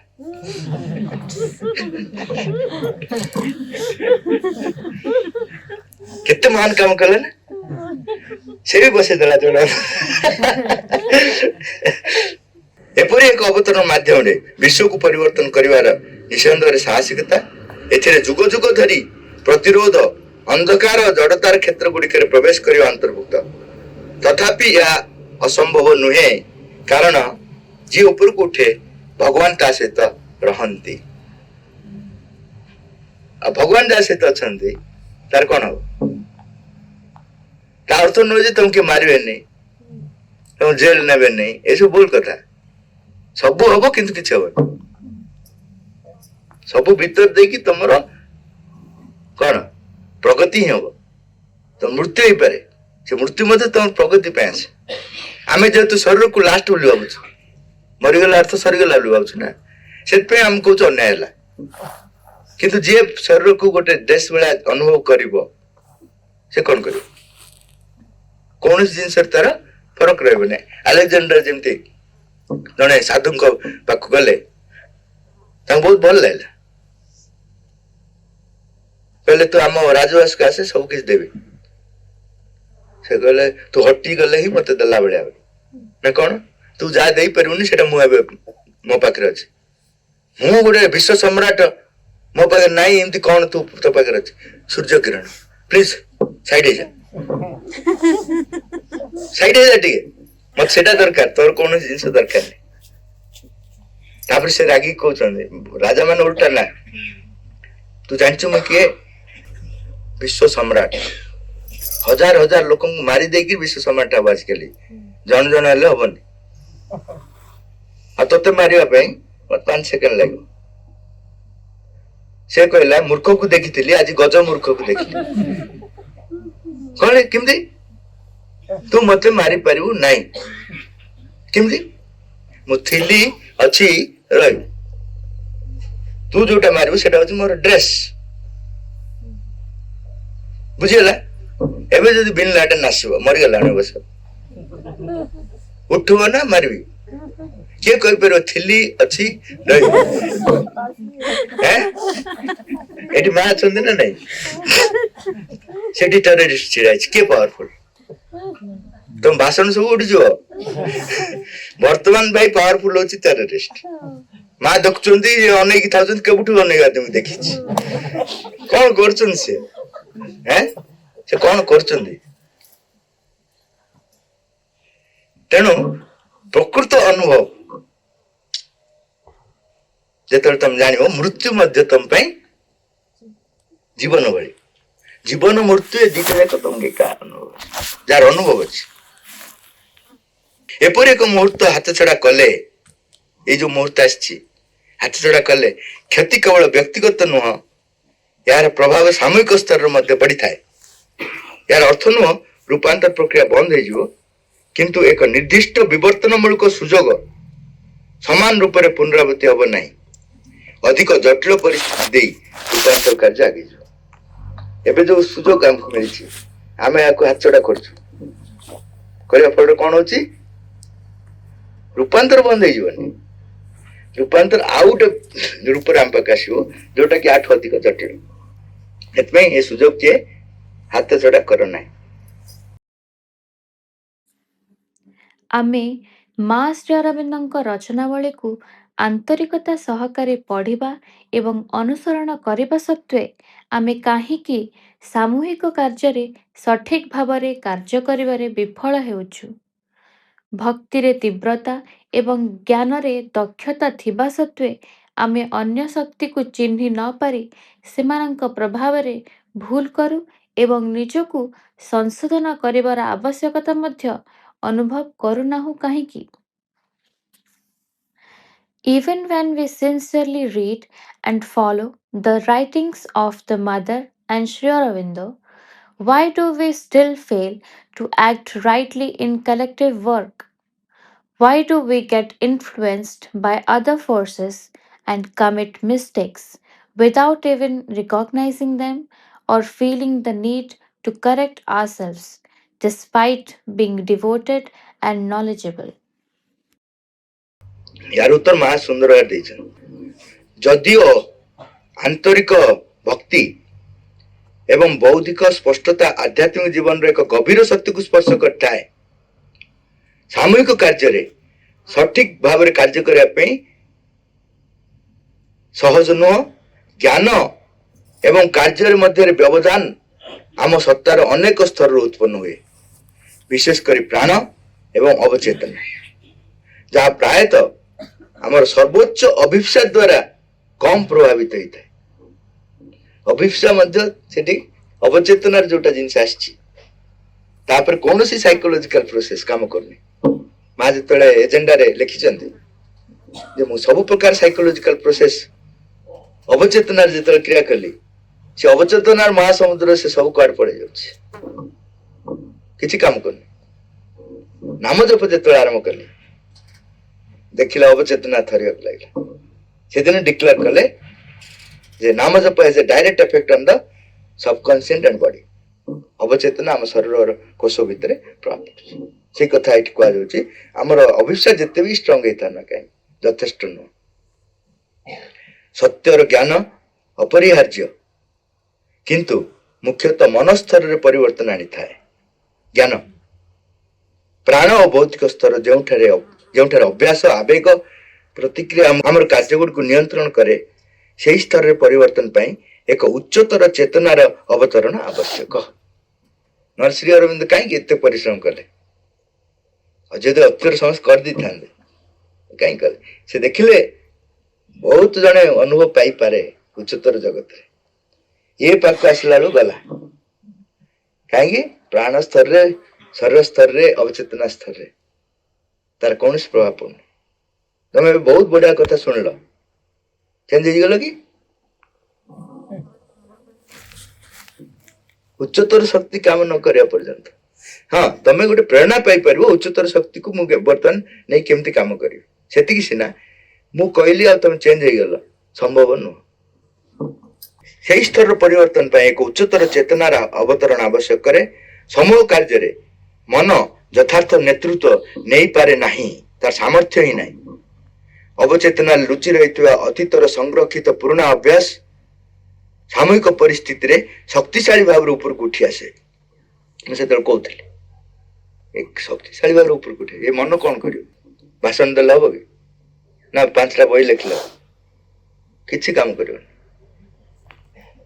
यथार्थ अभिप्सा थिबा सामूहिक जीवन अवचेतना को आलोकित करें से आम ए जो कहे कौन एस्पायरिंग कम्युन समूह स्तर रे जदि अभिप्सा समन्वित भाव में जल सी हुए तो अवचेतना पड़े सेटा भी होते नाम जप सहित नाम जप को बात देगी नुह समूह अभिप्सा नाम जप सहित कले समूह रूपांतर क्रिया सहयोग कर तेणु केवल आंतरिकता प्रकृति को परिवर्तन करें ना जड़े हुए तो समर्पित बौद्धिक भाव में स्पष्ट और मां द्वारा गभीर भाव में स्पर्शित हो पारे तथापि भूल भाव में कार्य करें कारण अवचेतना परिवर्तन न हवा जाए आम सत्तार किछि अंश अचेतन बुड़ी रही थाए। समूह जीवन में जो उच्चतर चेतना प्राणिक एवं भौतिक स्तर गुड़िक प्रवेश करे परिवर्तन धीरे धीरे दृश्यमान हुए। समूह चेतना जो प्रवेश करे परिवर्तन धीरे धीरे देखा भूल गुड़ी को प्रायतः अणदेखा हुए कारण सत्य को निज सपक्ष पुनः व्याख्या कर एक दृढ़ प्रवृत्ति आम भितर थाए। आम हिसाब से सत्य को व्याख्या कर गोटे दृढ़ प्रवृत्ति आम भीतर थाए। से आम भूल को स्वीकार करूना, भूल को मानुना। सत्यर अस्वीकार आम अजाणत घटता है। यहाँ भी सचेतन भाव में घटेनि कारण अवचेतन उठे से भक्ति हृदय को खोल दिए किंतु अभ्यास पसंद महत्वाकांक्षा ऊपर कौन सी नियंत्रण आनी पारे ना। भक्त जन भक्त पूरा विवल हो घर को आसले स्त्री सहित झगड़ा निश्चय हो। जे पर्यंत प्राण परिवर्तन पर सम्मति प्रकाश करना से पर्यंत प्रक्रिया एक अंश भाव में भूल गुड़िक जारी रहिबो। एटा डिस्करेज करने कहूनी तुम जान जे प्रोसेस रे कोटी कोटी प्रोब्लेम्स अछि। एही दृष्टि कह जाय परिबो जे देखा जाउथुवा भूल गुड़िक पराजय नुह से गुड़िक रूपांतर पर सामग्री अटंती। जहा गुरुत्वपूर्ण ताहा होछि त्रुटिर अनुपस्थिति नुहे बरं परिवर्तन पर एक तीव्र अभिप्सार सह समूह जीवन बुझीगला। भूल टा बड़ कथा नुह, भूल उपरे विजय आनिबा समूह स्तर रे एटा गुरुत्व। कहीं आम प्रत्येक व्यक्ति समग्र पृथ्वी कौन सी गोटे स्थिति को प्रतिनिधित्व कर समस्त मिसिकी जदि परिवर्तन आनी पारिबे ताले मां कार्य किसी अंश ग्रहण कर। जहाँ गुरुत्वपूर्ण ताहा होछि त्रुटिर अनुपस्थिति नुह बरं परिवर्तन पर एक तीव्र अभिप्सार सह नीरव रे कहि परिबा सामर्थ्य किछि अचेतना मो बाध्य कार्य करुछि मते ताहा समर्पण करिया कहबो। तापरे त्रुटि मध्य सत्यर सीढ़ी रे एक पहाच रे पहुंची जाए। जते मु कहि परिबी जे मो भीतर एटा अछि सत्य कहि परथबो एवं सेटा समस्त ताल कौन हम परिवर्तन सीढ़ी रे आम यात्रा कर आरंभ सत्यर सीढ़ी। श्री अरविंद आश्रम रे माँ प्रत्येक व्यक्ति निर्दिष्ट कार्य एवं निर्दिष्ट समय निरूपण करथिले। आमे नूतन जुगर शिल्प आरंभ करने समय रे शिल्प कार्य गवेषणा कार्य एवं पाठचक्र कार्य मध्य समय को किपरि बंटन करा जिबा उचित। कार्य बंटन क्षमता एवं दक्षता अनुसार नमनीय हेबा उचित कि ना मुख्यतः आंतरिक प्रेरणा द्वारा प्रदर्शित हेबा उचित। At the Sri Aurobindo ashram, the mother assigned definite work and fixed hours for each person. As we begin a new age industry, how should time be divided between industry work, research work, and Pathachakra work? Should work distribution be flexible according to capacity and skill, or guided mainly by inner inspiration? नूतन जुगर शिल्प कार्य गवेषणा और पाठचक्र समय बंटन कौन निर्दिष्ट सूत्र ना कारण आम आत्मा भिन्न भिन्न भाव में विकसित हुए। यहाँ तार प्रथम कारण समस्त सोल सब सेम ये फेस रे जानती। द्वितीय हूँ क्षमता भिन्न भिन्न थाए समस्त क्षमता सेम न थाए। समय सहित व्यक्ति स्वभाव मध्य परिवर्तन हो चलता है। तेणु एवं जोटा कर हुए तो 5 वर्ष पर सेटा भी चेंज कर तेणु गोटे निर्दिष्ट सूत्र तुम बांधि पार जदिओ पाठचक्र गुरुत्व केन्द्र भूमि रही परिधि रही केन्द्र सोर्सटा हूँ पाठचक्र जमी हार्ट आम सब अंगर गुरुत्व रही किंतु हार्टर गुरुत्व अधिक रही कारण से केन्द्र रही सेमती पाठचक्र आम मुवमेंट सबूर केन्द्र रही ସେଇ ହିସାବରେ ତାର ଗୁରୁତ୍ୱ ରହିଛି। କିନ୍ତୁ ବ୍ୟକ୍ତି ସେଟା କେମିତି ଭାବରେ ମ୍ୟାନେଜ କରିବ ସେଟା ତାର ପ୍ରଥମ କାରଣ ହେଲା ତାର ଆତ୍ମାର ଯୋଉ ସ୍ୱତନ୍ତ୍ରତା, ୟୁନିକନେସ୍, ତାର ସାମର୍ଥ୍ୟ ଆଉ ସମୟ ଅନୁସାରେ ପରିବର୍ତ୍ତନର ଅବସ୍ଥା, ଏସବୁ ଜିନିଷ ଉପରେ ନିର୍ଭର କରେ। ଚେତନାର ବୃଦ୍ଧି ଉପରେ ଆଧାରିତ ଏକ ସନ୍ତୁଳିତ ଗଠନ ସାଧନାର ପ୍ରାରମ୍ଭିକ ପର୍ଯ୍ୟାୟରେ ସାହାଯ୍ୟ କରେ। ପ୍ରାରମ୍ଭିକ ପର୍ଯ୍ୟାୟରେ ଏସବୁ ଦେଖି ହବନି ତାର କେତେ ସୋଲ ଅଗ୍ରଗତି କରିଛି କି କଣ, ଗୋଟେ ସନ୍ତୁଳିତ ନିୟମ ତିଆରି କରିବା। ଏଠି ଆମେ କାମ କରୁଛୁ ମାନେ କିଏ କୋଉ କାମ କରିବ ଦାୟିତ୍ୱ ଦିଆଯିବ, ଇତ୍ୟାଦି କରାଯିବ। କେତେ ଦିନ ଯାଏ, ଯୋଉ ଦିନ ଯାଏ ସେ ନିଜେ ତା ଆତ୍ମା ପ୍ରକାଶିତ ହେଇନି, ତା ସ୍ୱଧର୍ମକୁ ସେ ସ୍ପଷ୍ଟ ଭାବରେ ଅବଗତ କରିବା ସାମର୍ଥ୍ୟ ପାଇନି, ସେଦିନ ନାହିଁ। ଗୋଟେ ଜେନେରାଲ ନିୟମ ଭିତରେ ଦେଇକି ସେ ଯିବ, କିନ୍ତୁ ଜେନେରାଲ ନିୟମ ମଧ୍ୟ ଫ୍ଲେକ୍ସିବଲ ରହିବା ଦରକାର। ଅଭିସାର ଯେତେବେଳେ ଆମର ପରିବର୍ତ୍ତନ ଆରମ୍ଭ ହବ ସେତେବେଳେ ଆମ ସ୍ୱଭାବ ଅଭିସାର ଆନନ୍ଦକୁ ଜାଗ୍ରତ କରୁଥିବ। ଅଭିସାରେ ଯଦି ଆନନ୍ଦ ନାହିଁ ତାହେଲେ ତମେ ରେଡି ହେଇଯିବ। ସେଥିପାଇଁ ତମେ ଜେନେରାଲ ରୁଲ ଭିତରେ ରହିବ। ଅଭିସାରେ ଯୋଉଦିନ ଆନନ୍ଦ ପାଇଗଲ ତମେ ରେଡି ଗଲ, ତମ ସ୍ୱଭାବ ଅନୁସାରେ ତମେ ଯାଇପାରିବ। ଆଉ ସମୂହ କ୍ଷେତ୍ରରେ ସମନ୍ୱିତ କରିବାର ଦୃଷ୍ଟି ମଧ୍ୟ ତମ ଭିତରେ ଥିବ। ଦିଟା, ତମେ ତମ ହିସାବରେ ପଳେଇବ ସିଆଡେ ଅସୁବିଧା। ସମନ୍ୱିତ ଦୃଷ୍ଟି ଆଉ ସ୍ୱତନ୍ତ୍ର, ଏ ଦିଟା ତା ଭିତରେ ଭିଜନ କ୍ରିଏଟ ହବ। ସଫଳତା ବିଫଳତା ଉପରେ ନିର୍ଭର କରେନି ଏ ଅଭିପ୍ସା, ପ୍ରୟାସରେ ମଧ୍ୟ ଆନନ୍ଦ ଦିଏ, କାରଣ ଚୈତ୍ୟର ସ୍ପର୍ଶ ସେ ପାଇଯାଏ। ତେଣୁ ଯେତେବେଳେ ଏଇ ଅବସ୍ଥାରେ ସେ ପହଞ୍ଚେ, ସେ ସଫଳତା ବିଫଳତା ଉପରେ ଗୁରୁତ୍ୱ ଦବନି, ଚୈତ୍ୟ ସତ୍ତାର ସ୍ପର୍ଶ ପାଇଯାଏ। ଯେତେବେଳେ ଆମେ ଆନ୍ତରିକ ଭାବେ ପ୍ରାର୍ଥନା କରୁ କିମ୍ବା ନିଜକୁ ଈଶ୍ୱରଙ୍କ ନିକଟରେ ସମର୍ପଣ କରୁ, ସେତେବେଳେ ମୃଦୁ ଆନନ୍ଦ ଆସେ। ଆମର ଆସୁଛି କି? ହଁ 20 ବର୍ଷ ହେଲାଣି କହି କିଛି ଦଉନାହାନ୍ତି। କଦଳୀ କ୍ଷେତ୍ର ସରିଲାଣି, ନଡିଆ କ୍ଷେତ୍ର ସରିଲାଣି, ପୂଜା କଲା ବେଳକୁ ବି ଆମେ ଗାଳି କରୁଛୁ। ନାଇଁ ନାଇଁ ନା? ହଁ, ସମସ୍ତ ଆଗରେ ସ୍ୱୀକାର କରିବାକୁ କଷ୍ଟ ନା, ସେଟା ବି ମଧ୍ୟ ସାହସ ଦରକାର। ସେତେବେଳେ ମୃଦୁ ଆନନ୍ଦ ଆସେ, କିଛି ପାଇବାରୁ ନୁହେଁ, ନିଜକୁ ଉତ୍ସର୍ଗ କରିବାରେ ଆନନ୍ଦ ଆସେ, ପାଇବାରେ ନୁହଁ। ଆମେ ଯୋଉ ପୂଜା ସବୁ କରୁଛୁ ପାଇବା ପାଇଁ କରୁଛୁ ନା ଉତ୍ସର୍ଗ କରିବା ପାଇଁ କରୁଛୁ? ମନ୍ଦିରକୁ ଯାଇ କିଏ କହୁଛି ତମେ କଣ ଚାହୁଁଛ ମୋଠୁ? ମୋ ପିଲାକୁ ପାସ୍ କରିଦେ, ନଡିଆ ଦିଟା ଦେବି। କେଡେ ବଡ ପ୍ରାର୍ଥନା କରିଦଉଛି, ପ୍ରତି ବଦଳରେ ନଡିଆ ଦେବ। ଆଉ ଭଗବାନ ପାଖରେ ସବୁ ଅଛି କିନ୍ତୁ ନଡିଆ ନାହିଁ ତାଙ୍କ ପାଖରେ। ସେ ସବୁ ଦେଇପାରିବେ କିନ୍ତୁ ବିଚରା ଟାଇମରେ ନଡିଆ ଆମେ ନେଇଯାଇଛୁ ଆଗରୁ, ଆମ ହାତକୁ ପଳେଇ ଆସିଛି, ଆମେ ବ୍ଲାକମେଲ କରୁଛୁ।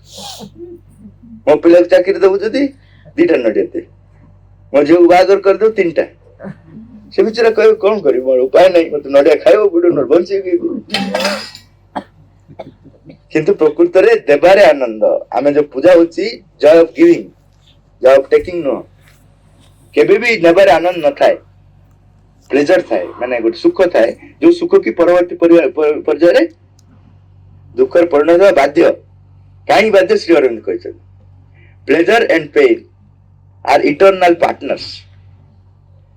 ସୁଖ ଆଉ ଦୁଃଖ କଣ? ଶାଶ୍ୱତ ସଙ୍ଗୀ, ମ୍ୟାରିଡ୍ ଟୁଗେଦର, ଭାଇ ହେଇଛନ୍ତି, ନେଭର ଡାଇଭର୍ସ। ଏଠି ଆମର ଅନ୍ତତଃ ଡାଇଭର୍ସ କରିବା ପାଇଁ ଗୋଟେ ସୁଯୋଗ ଅଛି, ଡାଇଭର୍ସ ବି ନାହିଁ,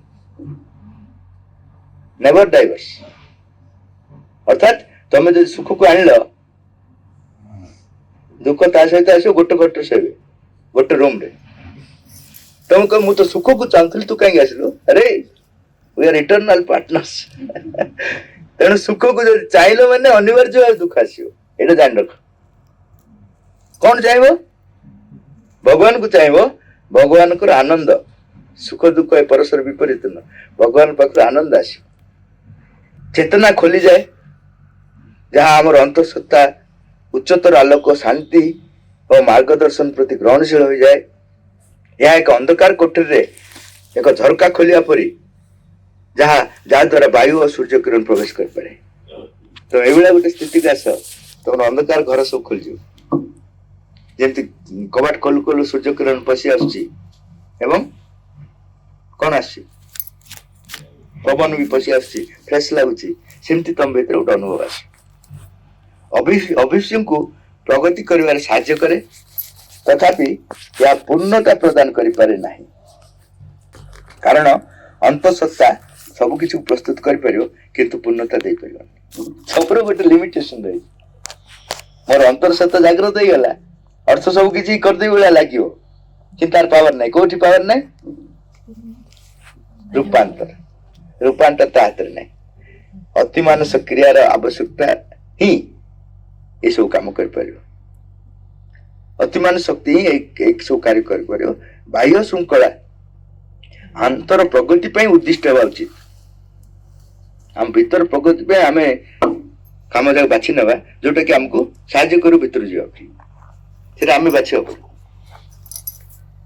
कलेक्टिव वे रे बस डिसाइड करवा मान पचार कलेक्टिव कलेक्टिव कौन संस्था रे बा कम्युन रे केमिति हमें डिसाइड करू प्रत्येक व्यक्तिर स्वाधीनता मेंटेन नहीं करू मैं कहली पूरा स्वाधीनता तो संभव न होता किए केते कंप्रोमाइज करके प्रपोजल दे पारे जोटा कि बहुत जनकर आदृत हो पार है से हिसाब से तुम ग्रो कर जी ग्रो कर नुआ नुआ बाट पुणी बारंबार तुम भितर आलोचना हम नियम सब बारंबार चेंज हो सब परिवर्तन जो माने इंट्यूटिव लोक थे अर्थ जार इंट्यूशन किसी अंश जागृत हो से समस्त गाइड करा उचित अन्य मान जो मैंने पाई ना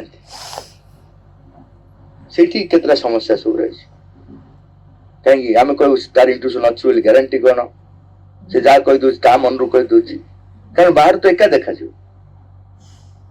बाहर एका देखा आमे आत्मसम्मान एवं अहं मध्यरे किपरि पार्थक्य करिपारिबा आमे किपरि जानि परिबा जे केबे काहाकु प्रतिक्रिया देबा एवं केतेबेले आत्म प्रतिफलन पई विरति नेबा how can we distinguish between self respect and ego how do we know when to respond to someone and when to pause and step back for self reflection एटा बहुत गुरुत्वपूर्ण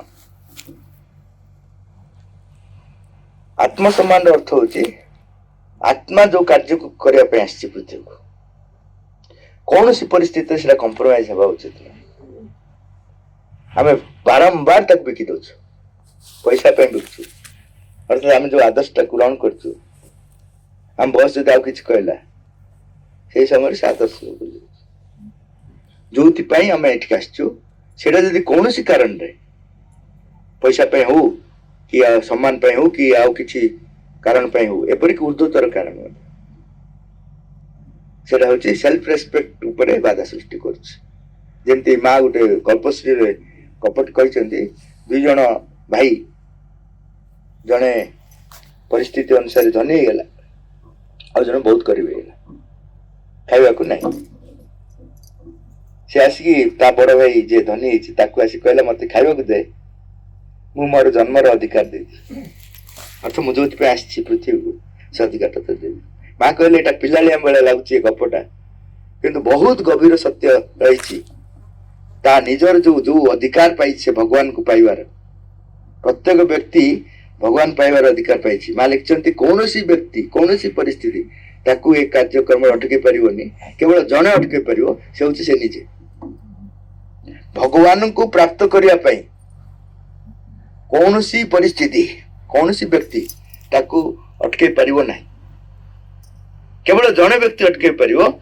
से हूँ से निजे आम जो कौ ता जो करनी सब खांटी मिथ्या तेणु जदि आम आत्म सम्मान कौन सी कारण रो बिकी दौचु सेटा विभिन्न स्तर अच्छे माँ लिखते व्यक्ति स्तर आत्मसम्मान जे व्यक्ति सहित एकत्रीकरण अंतरात्मा सहित देश स्तर आत्मसमर्पण मु देश को बिकी दौची मोर स्वार्थ पे देशर गोटे आत्मा रही सहित मुझे एकत्र हेली मु मरीजी सीधा मुझे भी किंतु मो निजर निजर अर्थ हूँ मो देश सहित एकात्म होती देशर सेमती पृथ्वीर समग्र जगतर आत्मसम्मान सहित मुझे एकत्व एकत्रीकरण मोर से स्तर मत देखा पड़ो मु कौन कर मनकर मु देश लड़ुची मो परिवार किसी प्रोब्लेम आसीगला से परिवार मुख्य ना देश मुख्य कह शुभुनि जोर कहीं कहीदेवी नेक्स्ट टाइम देश देश देश लड़ घर कर डर अच्छे समस्त डर अच्छा पूरा नसुबिला गुड़ा कह ये जो श्री अरविंद जन साधक आसते श्री अरविंद पाक से जन साधिका कहले घर को जीवा पड़ो घर बहुत प्रोब्लेम अच्छे श्री अरविंद कहले तू डिसाइड कर देचु ना मत पचार जदि डिसाइड कर मोर कहबार नहीं आम आश्रम रे जबरदस्ती नहीं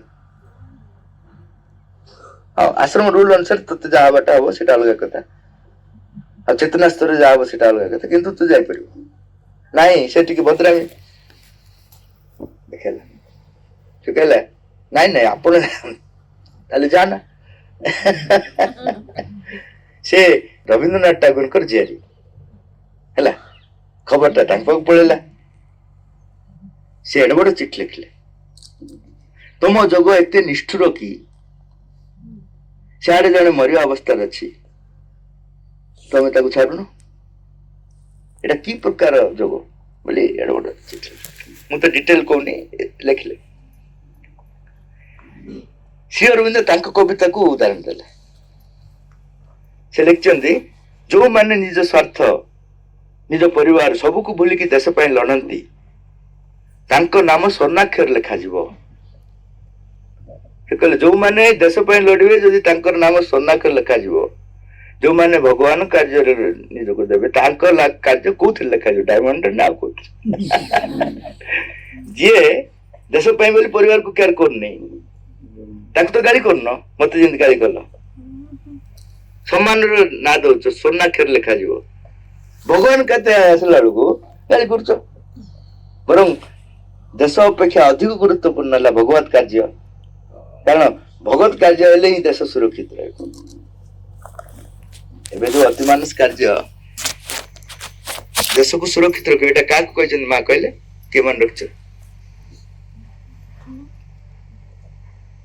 पढ़ापढ़ी नहीं जीरो हाँ दलाई लामा कहते माँ को पचारे जे देश सुरक्षित केमती हम से कही पारे डोनाल्ड ट्रंप को आण ता सहित तुम सांग हो जाओ पाकिस्तान भाया से सब कमन सेन्स ना कार भगवान एक्चुअली कमन सेन्स ना श्रीकृष्ण भी नाला अच्छा मोर तुम सहित विरोध अच्छी मुझ जन को आणिक रखिली सुब्रत को सुब्रत मत साज्य कर तुम साज्य कर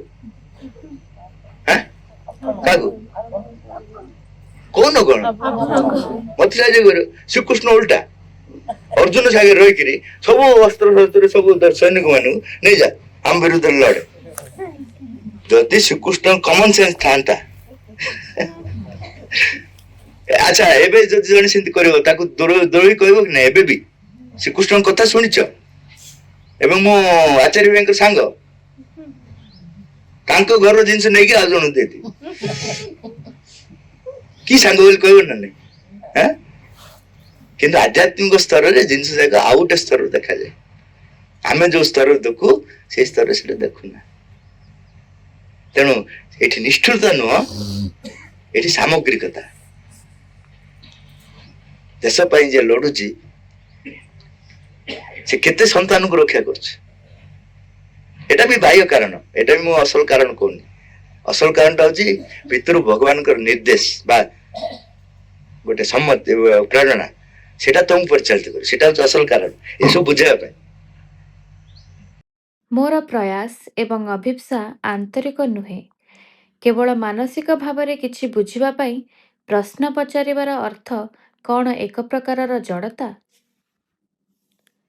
Sometimes there is a very strong feeling that what is the point of asking question just to understand something mentally when I'm not sincere in my efforts and aspiration. Always there is something incomplete in me and progress to be made. Aspiration needs to be made more concrete. Is this attitude of not asking question any form of inertia? ମା ସ୍ପଷ୍ଟ ଭାବରେ ଏହାର ଉତ୍ତର ଦେଇ ଦେଇଛନ୍ତି। ମା କହୁଛନ୍ତି ମାନସିକ ଜଡ଼ତା। ଅନ୍ୟ ସ୍ତରରେ ହେବା ପାଇଁ ପ୍ରଥମେ ମନଟା ଆସିବାକୁ ପଡିବ, ଜାଣିବାକୁ ପଡିବ, ସେଠି ଅଟକି ଗଲେ ହବନି। କିନ୍ତୁ ଯେହେତୁ ମୋ ଭିତରେ ଅବିଶ୍ୱାସ ନାହିଁ, ଯେହେତୁ ମୋ ଭିତରେ ଏସବୁ ହେଇପାରୁନାହିଁ, ତେଣୁ ମୁଁ ଏଇଟା କରିବି ନାହିଁ, ଏଇଟା ମୂର୍ଖାମି। ସବୁ ସ୍ତରରେ କରିବାକୁ ପଡିବ। ଏଇଟା କରୁ କରୁ କ'ଣ ହବ, ସେସବୁ ଉପରେ ନିୟନ୍ତ୍ରଣ କରିବାର ଉପାୟ ସବୁ ମିଳିବ।